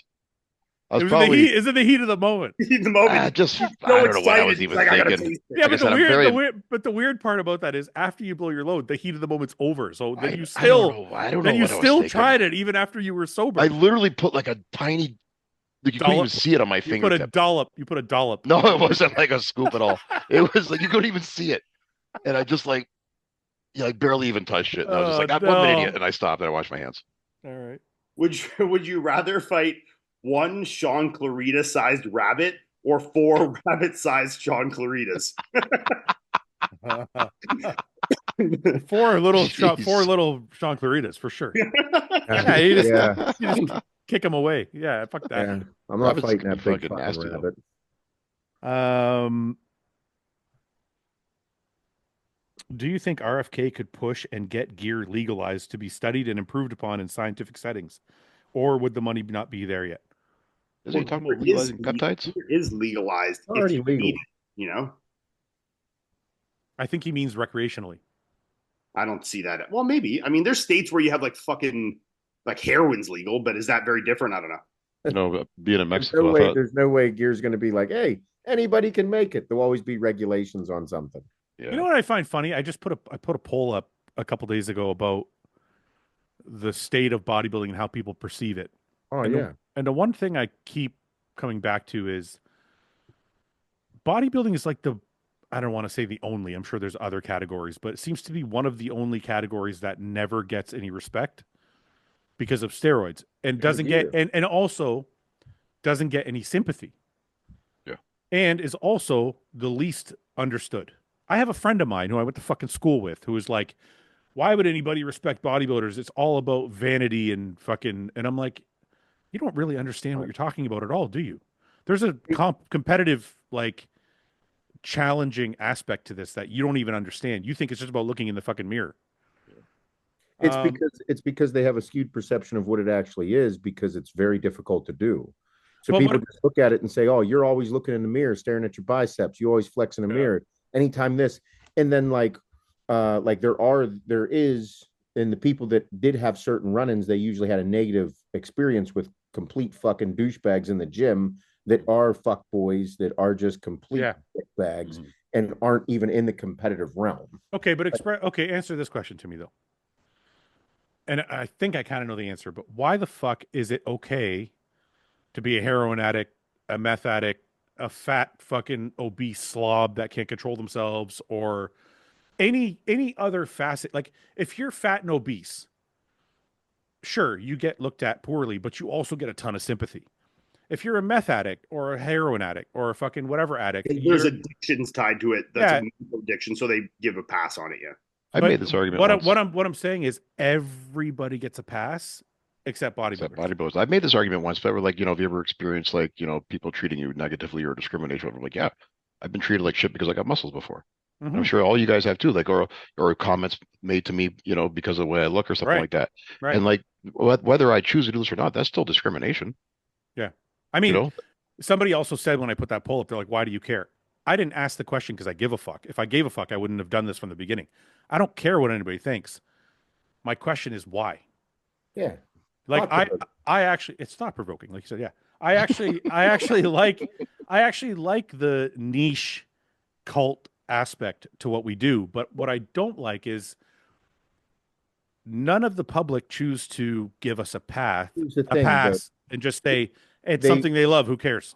it's a But great, it's an easy way to fucking to just as a cop out of not look good. Like that's the easiest thing. Oh, you take steroids. I could look like you if I took steroids. It's like, go yeah, ahead. I'd never put that in my body. yeah. Why do you eat like that? Why don't you do this? But I understand like that. I understand that, Seth. But Oh yeah. why if I'm at the grocery store and the slob in front of me has like TV dinners and donuts and fucking whatever, Yeah, what Fouad eats. it was like what I eat now, but like not before, right? But like my cart now looks like that. But like, Yeah. but and I got egg whites, chicken bread, whatever, and I'm looked at like the fucking weirdo. The cashier is like, "Oh, that doesn't look like a lot of fun," and I'm like, "Why do I got to listen to you fucking lip off to me? Like, Or even look at the fucking slop in front of me, or even I right? think the better comparison I think you made for it was like a drug addict or something. Like you see people like, you can look at that as a disease, as a sickness, whatever. We're Hey, not, maybe we're at, maybe listen, when people look at us, we hold ourselves in a high regard. They do as well in their heads. They look at you and say, you are one crazy motherfucker.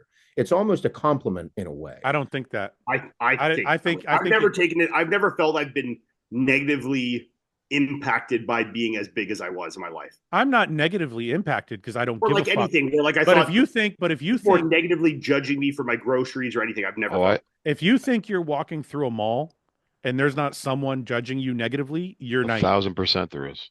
Well, I don't look, give a I think fuck. there is, but I think there's that for almost anyone at any time of their life ever. And I think I've never felt it where I was like, this is bothering me. But like, there's one thing to just worry about it and have no proof of it. So You it's never like had No, you never but had someone just like say something to you, love, Ian, like the as Drew majority of said, like, all, the only memories I have with that is people only saying good things. wow. I have people that said, I mean, look at me. I'm a fucking, That's really strange for somebody who's been doing it for 20 years. I Yeah. can't I don't think I could ever I don't think there's anybody else I can ask that hasn't had somebody say something shitty to them at some point in their career somewhere. Like, look, I've had, online where like you're fucking having a comment battle with a kid and he's like, you fucking roided up fucking faggot or something, where I'm like, okay, but like, Yeah, but that's that's never not to your what face. you know? Never to your face though. Hasn't you ever had that? No, I mean, I've only ever like, Wow, I have. people that, at the grocery store or at the airport or like wherever I am, like it's usually like, oh, that's fucking crazy. Like, and like they like think it's cool, not like yeah. it's like you, that's disgusting. I just had it If happen to they me in do think it's Mexico. disgusting, to me, that's kind of a compliment because I'm working to look that way. So it's like I don't take that as a But negative way. you're still coming at it from a perspective of why should I care? That's not I'm why I'm not saying asking. why should I care. I'm not saying I'm not I saying know, but I'm just saying that's not why I'm asking the question. that's not what I'm saying either.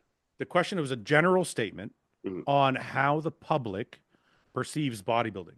And I think if you think that the public doesn't care or look at us negatively, I think that's kind of naive. I had it happen to me yesterday in Mexico when I was on that when I went to that island. The tour guide of our boat, he made a couple of cracks with me being muscular at first, Mm. and then he leaned in. He's like in front of my family. He's like, "Hey man, let me ask you a question though. Do you take juice?" And I go, "I used to when I used to compete. Now I just use a little bit for TRT, whatever." And then he's like, "Oh, he's like, does it make your dick small?"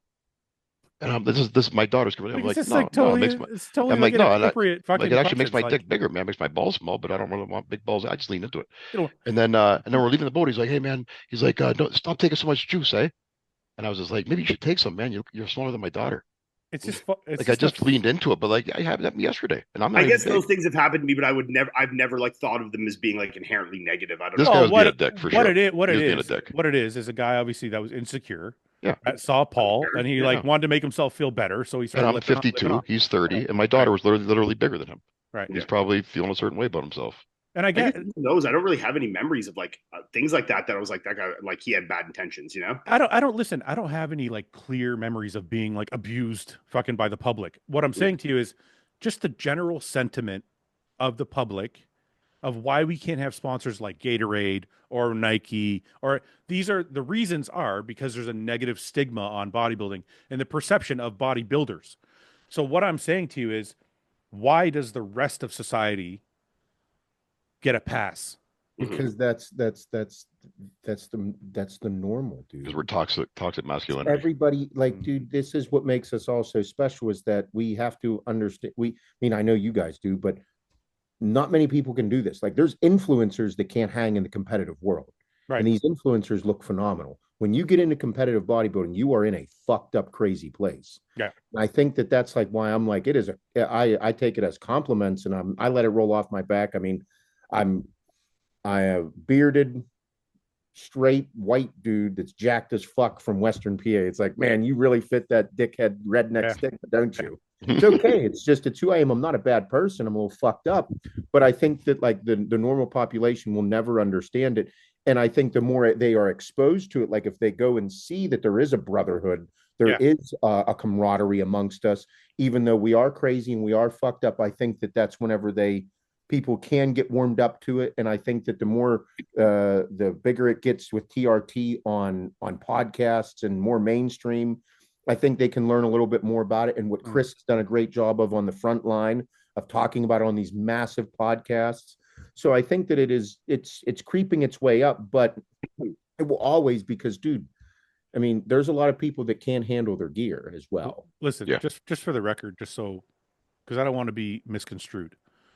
My favorite time was when I started bodybuilding and literally nobody was bodybuilding. It was like there was no social media, so it was just like there was bodybuilders and fucking female bodybuilders, and that was it. Ah. And so I'm not saying I want to be accepted by everybody. I'm just curious as to why, what it is that separates us from all the other fucked up groups, because we're all fucked up. Like bodybuilders are fucked up, 100%. Mm. But so are all these other groups. Or any extreme sport, any other Right, extreme sport is crazy. right. Riding a motorcycle at 200 miles an hour, I'm like, no way, motocross, no way, you're nuts. It's just strange to me because they're like, even like my friend who I was talking about is a doctor, and he's like, yeah, you're giving yourself cardiac disease and whatever just to look good or whatever. And I'm like, okay, but let's take the motorcycle example you just gave. These guys are going 200 fucking miles an hour on a track, and they could die in a fucking instant. Nobody says anything about, well, you could kill yourself. I mean, I think people say that all the time. I think that's like the most common thing you'd say to a race car Yeah, driver. but why? How But, dangerous but it is. okay, but are they making Netflix fucking glorifying bodybuilding? Are they making Netflix specials like they did the Formula One shit? No, because No. it's cool. That's cool, right? But when bodybuilding's looked at, it's looked at in a different light, which is it's fine. I'm just, like I said, I'm asking I guess here's the question. question. Let's break it down of why one would say that. Like, getting behind a race car, doing all that. Like, we that's the first thing I think of. I'm like, man, you are one crazy dude. Right. But then accepting this, like, you think about what we do. Think about the act of actually injecting yourself with a syringe. I A guess lot. it's kind of fucked up. It's where you're like, A lot. you A guys- lot. But is that any weirder than people putting Botox in their face or anything like that, or Well, getting it's not. implants, or Well, wait a second. A heroin addict will stick a needle between their fucking toes. I Right. can't do that. Get that Well, yeah, but shit out of everyone thinks of a heroin addict in a bad light. Like, yeah, we're That's not. true. We're the Yeah. not. heroin addict, you're talking Throw shit. that out. Like, Throw Yeah. that out. Yeah. It's just it's whenever you get down to it, like, think of a documentary. Let's think of a fucking full-blown documentary on bodybuilding. Mm. We're gonna follow around top bodybuilder, top 5 bodybuilder, And see watch them, everything they do. Yeah, that's not the good. injections, the good, the bad, all of it. Yeah. Dude, that's a fucking wild documentary, dude. You're I gonna asked ChatGPT for the answer of this. What's that, Ian? I asked ChatGPT the answer to this question. What did they say? It says bodybuilding is sometimes viewed negatively compared to other sports due to a variety of blah, blah, blah, blah, blah. Focus on aesthetics versus performance. So unlike many other sports that prioritize functional athletic performance, speed, strength, That's endurance, true. its emphasis is on the look and the muscle size rather than the performance. 2 was the steroid usage and drug controversies, obviously. While other sports struggle with doping issues, bodybuilding has long been stigmatized for the extremes some athletes go in pursuit of size and definition. The perceived unnaturalness of it. Okay, those are all good. Yeah. The only one I would dispute, or not dispute, I don't dispute it. I think it just takes. The only one I would say needs some education is the first one. Yeah. And then I asked it, I'm like, well, motorcycle racing is very dangerous. Why is it looked at differently? And it said, you raise a valid point. Blah, blah, blah, blah. I think it's because of the cultural perception of risk. Dangerous activities like motorcycle racing often come with a level of admiration of the skill and bravery involved. Racing, particularly in high-speed events like MotoGP or the Isle of Man TT, is seen as a sport that requires exceptional talent, precision, and nerve. The risk is Sure. inherent in the law, where bodybuilding is not perceived in that same way. Yeah, see, that goes back Yeah. to my argument about there being very little skill in bodybuilding, and people got mad at me for. There is, but there isn't, because you have to learn how to train properly, to build your I body don't, proportionately. The perceived part, they just said it in there. The key but word. I don't, but I Perceived. It's don't. also Yeah, saying right. physical risk versus perceived risk. Motorcycle racing is inherently dangerous due to high speeds and potential for crashes, but the risks are external, like accidents and track conditions. In contrast, bodybuilding risks are often viewed as internal, such as damage from training, steroids, and muscle strain, leading to self-destructive or harmful to the body. Hmm. But you could argue fighting does the See, same thing too, though. But it's not. It's but external. that's a lot. But there's a lot of skill and Or talent involved in football. fighting and It's Well, football. no, there's skill. No, I know, but But there's you're a missing. But huge you're physical risk. you're missing one of the main points. Yeah. People, and that was the very first point he said about the vanity of it. People only see bodybuilding at the show. They don't understand the months and months and years and years and years of. But I guess the thing is, all other sports have that as well. Yeah, but they have a all- level of but they have a level of talent and skill that is Yes. shown on the day. Yes. Ours is not shown on the day. Just the vanity of ours is shown on the day. Yeah. We're not showing any fucking skill on stage. We're showing the size of our muscles. Yes. Right? I get what you're saying. Whereas when you practice for basketball from when you're 3 fucking years old, and then you go dunk a basketball or shoot 15 free throws or 15 fucking 3-pointers, that's a talent that you can see visibly in Yes. that event. Right. Yeah. Building your body proportionately, And plus, aesthetically is a different I mean, kind of. that even makes sense, because even if you look very directly within our world, like strongman is even perceived much differently than bodybuilding. Like Yeah. that's still on like mainstream television. Yeah. Right. World's Strongest Man will still get televised and shit like that. Right. And that's because it's these guys are taking, and strongmen are probably abusing steroids worse than most bodybuilders in a lot of cases. But Plus, I think that they're 100 pounds heavier and like all this shit. But then you said they're putting on display their training. Like the skill is there, lifting the weight and showing, right. And I think that kind of hits it on the head for me, is like when There's people no vanity. when people see a bodybuilding competition, they just see the vanity of it. Right. Yeah. And I can agree that across the world as a whole, vanity like that, like is, girls that have excessively large fake boobs or lips or whatever, as a whole is generally frowned upon by the most public. There may be a world just like bodybuilders where some, people are like, ooh, I really like that look, or think it's in, but then the majority of people in the world are like, that's fucking weird. It's unnatural, like they're saying for bodybuilding, Would you guys say, like, bodybuilding is more pageantry than sport? Yes. Yes. Yeah. It's a muscle pageant. It's a muscle pageant. Because there's nothing, it's all subjective. There's no objective winner. No. Right. You can't score enough points and beat somebody else. It's just like, what do those 7 guys think? Yeah. Isn't it also crazy that whenever we break it down like this, how intriguing it is whenever you get wrapped into it? Like once you get I don't think of bodybuilding that way. I think of the skill of bodybuilding is not in action. The skill of bodybuilding comes in the acceptance of the monotony and the discipline that comes with it. That's where the skill is. So to me, the best bodybuilders are not necessarily the guys who can do the best deadlift or the best squat. To me, the best bodybuilders are going to do the ones who can do the plan the same fucking way every day, year after year, day in, day out, without veering from it. To me, that's not the same kind of skill as a fucking gymnast who learns how to do a triple fucking backflip twist off a fucking horse. Right. You know what I mean? Like it's. Oh yeah, that's what I mean. But whenever you go from like with how we've been talking about bodybuilding now, it's cliche, it's pageantry. But then like once you kind of get pulled in, you're like, I really want to do this. I'm really into it. You just get it's a lifestyle too. Well, because it's this wild thing that it does to you that pulls so many people in. Like it's still dude, this is still a big industry, dude. It's fucking big. You know why, Seth? I think there's first of all, I think there's no barrier to entry, right? If you're 20 years old and you decide I want to play professional football or professional basketball or you're fucked. Because most of those guys that are playing those sports started when they were 5, right? You can't just start playing professional football at fucking 20 years old. You have to have certain You have to have some type of, first of all, genetics, and you have to have some type of history. Yeah, That bodybuilding's kind of the And opposite. physical gifts. bodybuilding is like one of those things where you're Can't like, start it yet. You know? yeah, you're like, I'm 20 years old. You know what? I think I'm going to do that thing, and then you can actually do it. Yeah. So there's no barrier to entry, and it doesn't require years. Well, I think the average person doesn't know there's no barrier to entry. They don't know like how we get there. But I guess like, yeah. But this is a thing. The second point of it is there's an immediate gratification that doesn't come with other sports. If you go learn how to play golf, it could take you a fucking year to learn how to fucking properly play golf. If you start bodybuilding, especially as a beginner, you might see your biggest gains in the first 6 months. So then you're hooked. You're like, holy fuck, I put on 20 pounds of muscle in the last year. Like, I'm going to do this forever.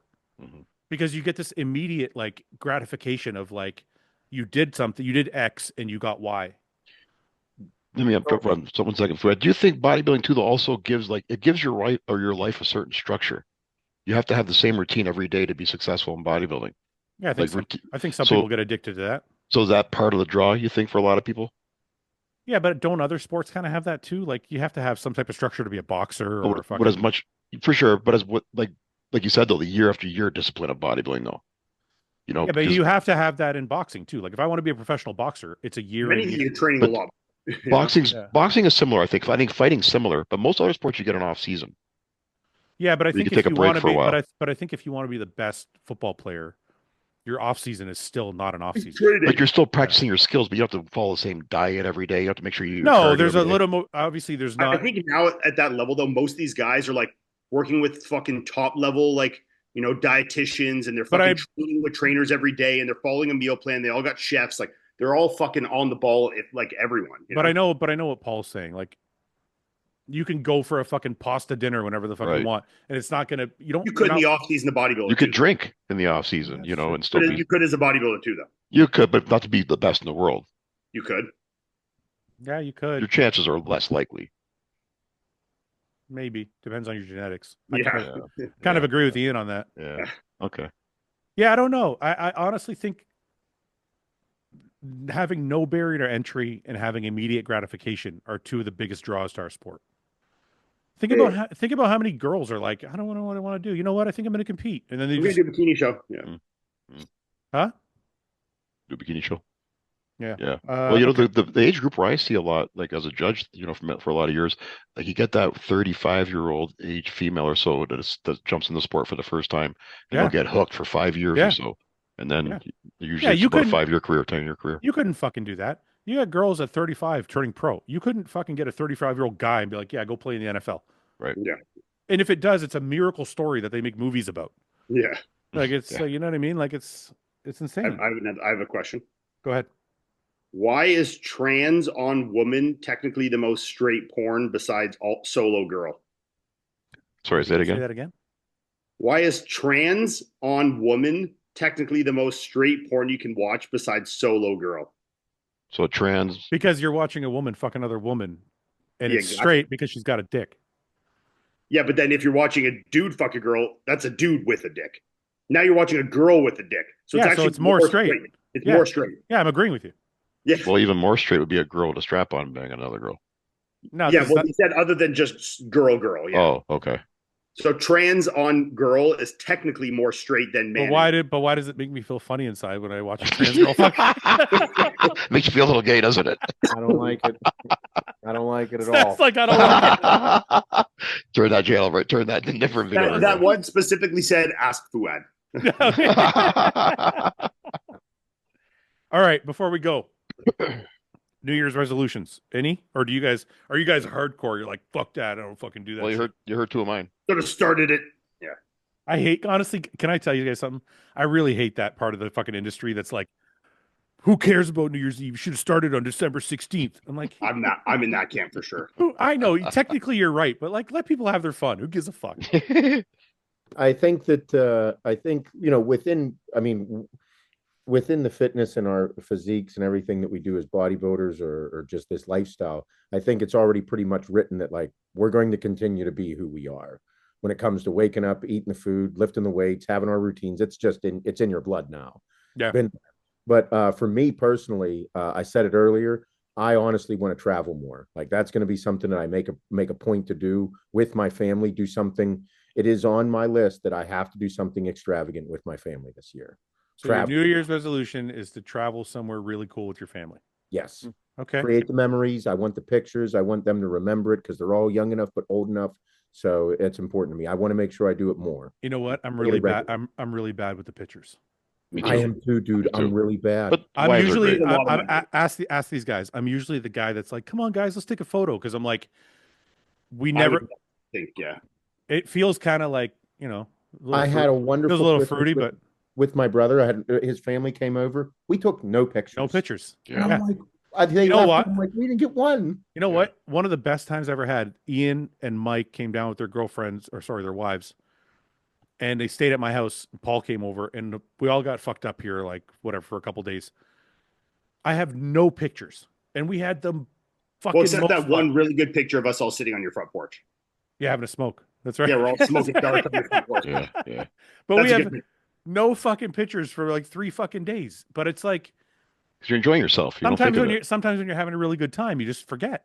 Yeah. Yeah. But if you bring your wife, Seth, women are they're overboard. Don't get Paul started.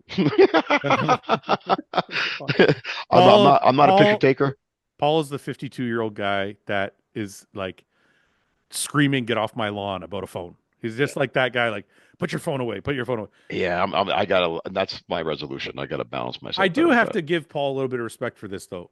A lot of times you'll be around somebody and you'll be having a conversation and they'll be looking at their phone while you're having a conversation. Paul is the one guy, and I do it too now because of him. When we're talking, I'm never holding my phone. that. Maybe it's my era. No, I think find it a little bit I think it's respectful. Yeah, Because I think, it's respectful too. you know what I think so? I think when you're talking to somebody and they're doing this while you're talking, Yeah, they're not listening. it's the same thing as like somebody having a magazine in your face. Yeah. Like Yeah, it just doesn't But it's feel. become so normalized, But it's I know not. nowadays it has. But you know And what? it's If you hang out with Paul enough, you'll be like, yeah, you know what? I kind of feel bad about it. just yeah. I don't. Something for me. It's respect. I'm on my phone when I'm with somebody. All right, Ian, what's your New Year's resolution?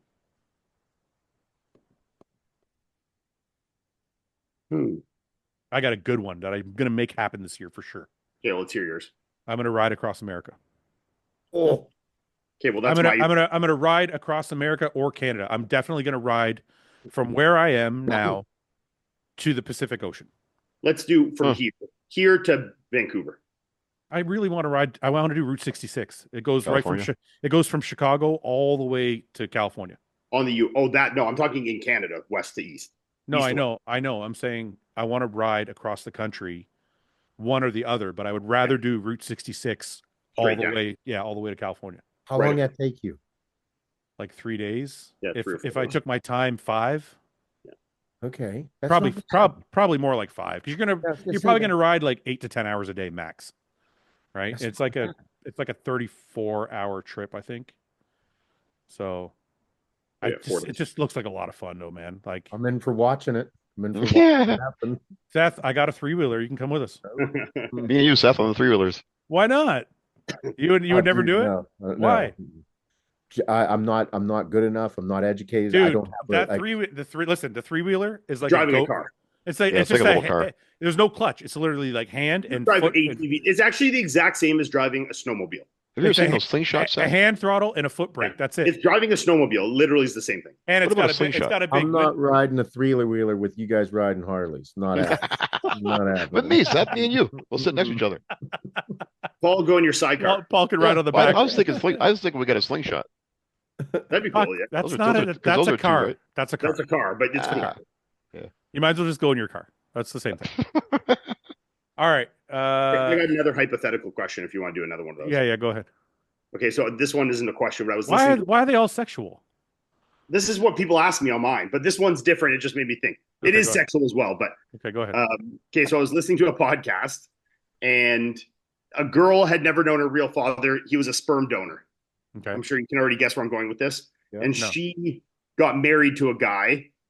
A few years later, they did a 23andMe and realized they were like half siblings, same Yeah. father. They already Yeah. like they'd been married and had 3 children, everything. Right. Really? What would you Kids. do in that situation?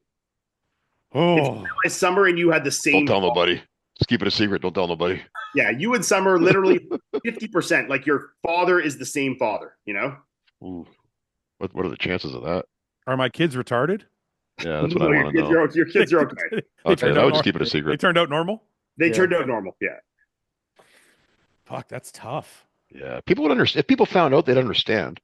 No, They no, wouldn't. I'm not worried about anybody finding out. I'm worried about me. I don't know if I could stay with my sister, She's your sister. the tough part is I have kids. So Right. what Yeah, the fuck do I do with it? you've already fucking eaten her ass. So like, what's the difference? Yeah, what's the point now? Yeah. It's not about people finding out. It's like the next time I try to eat her ass, I'm like, this is my sister. I would just bury that shit. I would just bury that as low as I could bury it. Paul would bury it. I would. I would never breathe a word of it again. Paul's really good at burying his feelings. I don't know. Right? I don't know if I could. I'm really Repression, You have just to. repressed, you know? You're fucking burying that. I don't That's think I what- could. that's I don't what think I it'll could do it. I don't think I could do it. You'd have to. You'd have No, to. What are you gonna do? Not her Dude, fault. the next time I tried to fuck, I would be like, "This is my sister." You got to get over it. You gotta like it. You got to You gotta bury like it. You got to get over it. You gotta like it. You bastard. You gotta get into it. Yeah. Jesus You got to Christ. change your mindset. Okay, I got one that's unwinnable. Me and Ian got this put to the test with this one. It's fucking gross. We already did this one with them.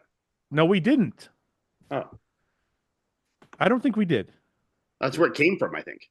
No, I think we did a version of it, but then Steve made it more gross. Okay, yeah, go ahead. Okay, so a girl's got 10 loads on her face. Oh, yeah, we did no, this. you're making No, me no, throw up. I you already did- heard this one before. No, Did part of it. I'm not kissing her. Okay, hold on. She's got 10 loads on her face. She's got 10 loads in her box. Are you making out with her for 5 minutes or eating her box?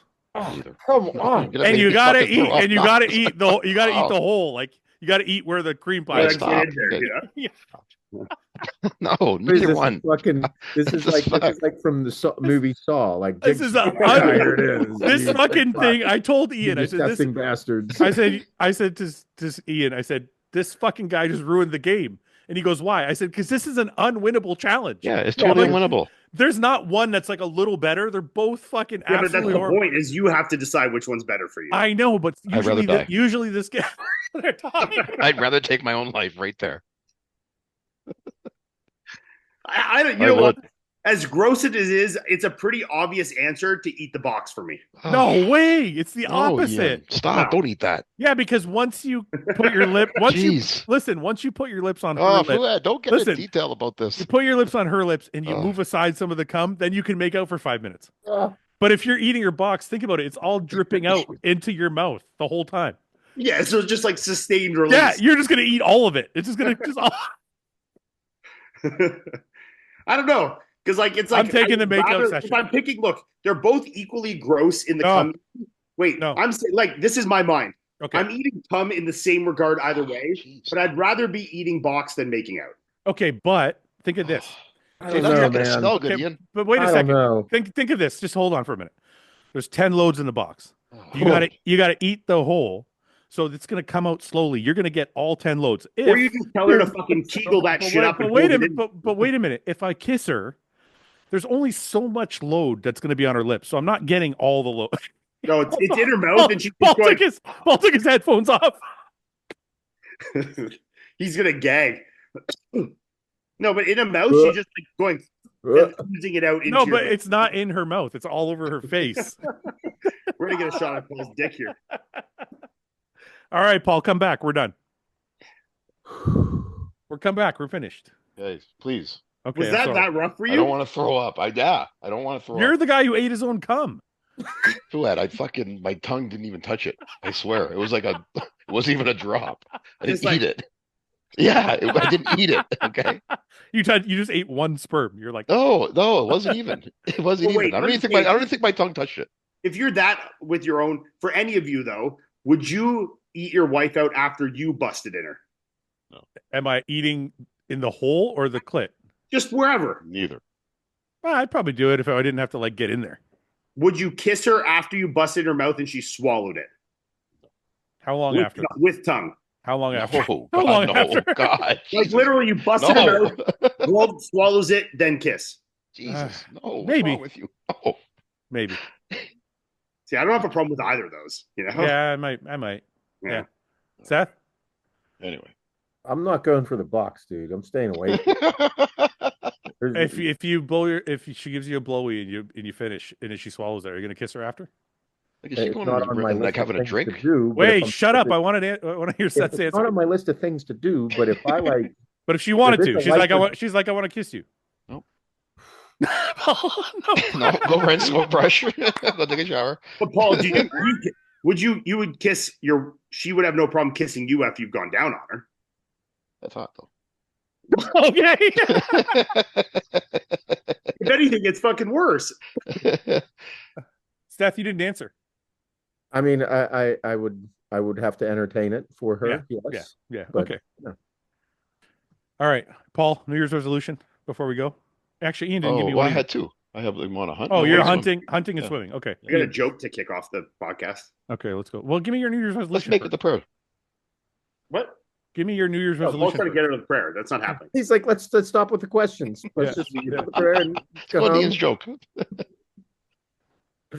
I don't know. I don't know if I have an obvious one that I can think of. Is there something that you want to do that you haven't done that you're going to do this year?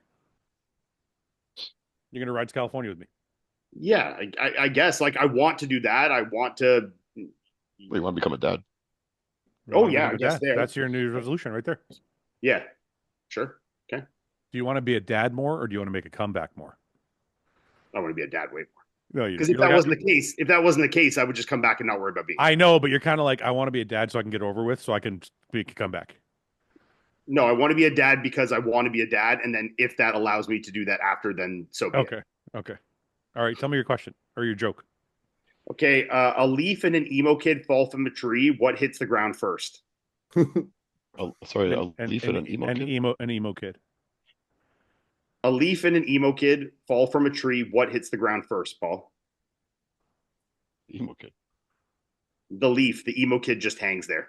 Oh, that's not a good joke. Cut that. That's so bad. Thank you, Carbaholic in Lifts 9. Oh my God, that's not a good joke. Oh. Okay. Yeah, probably cut that one to it. All right, you better lead us off with a nice prayer to counter that. Yeah, I'll try to wash those demons away. Yeah.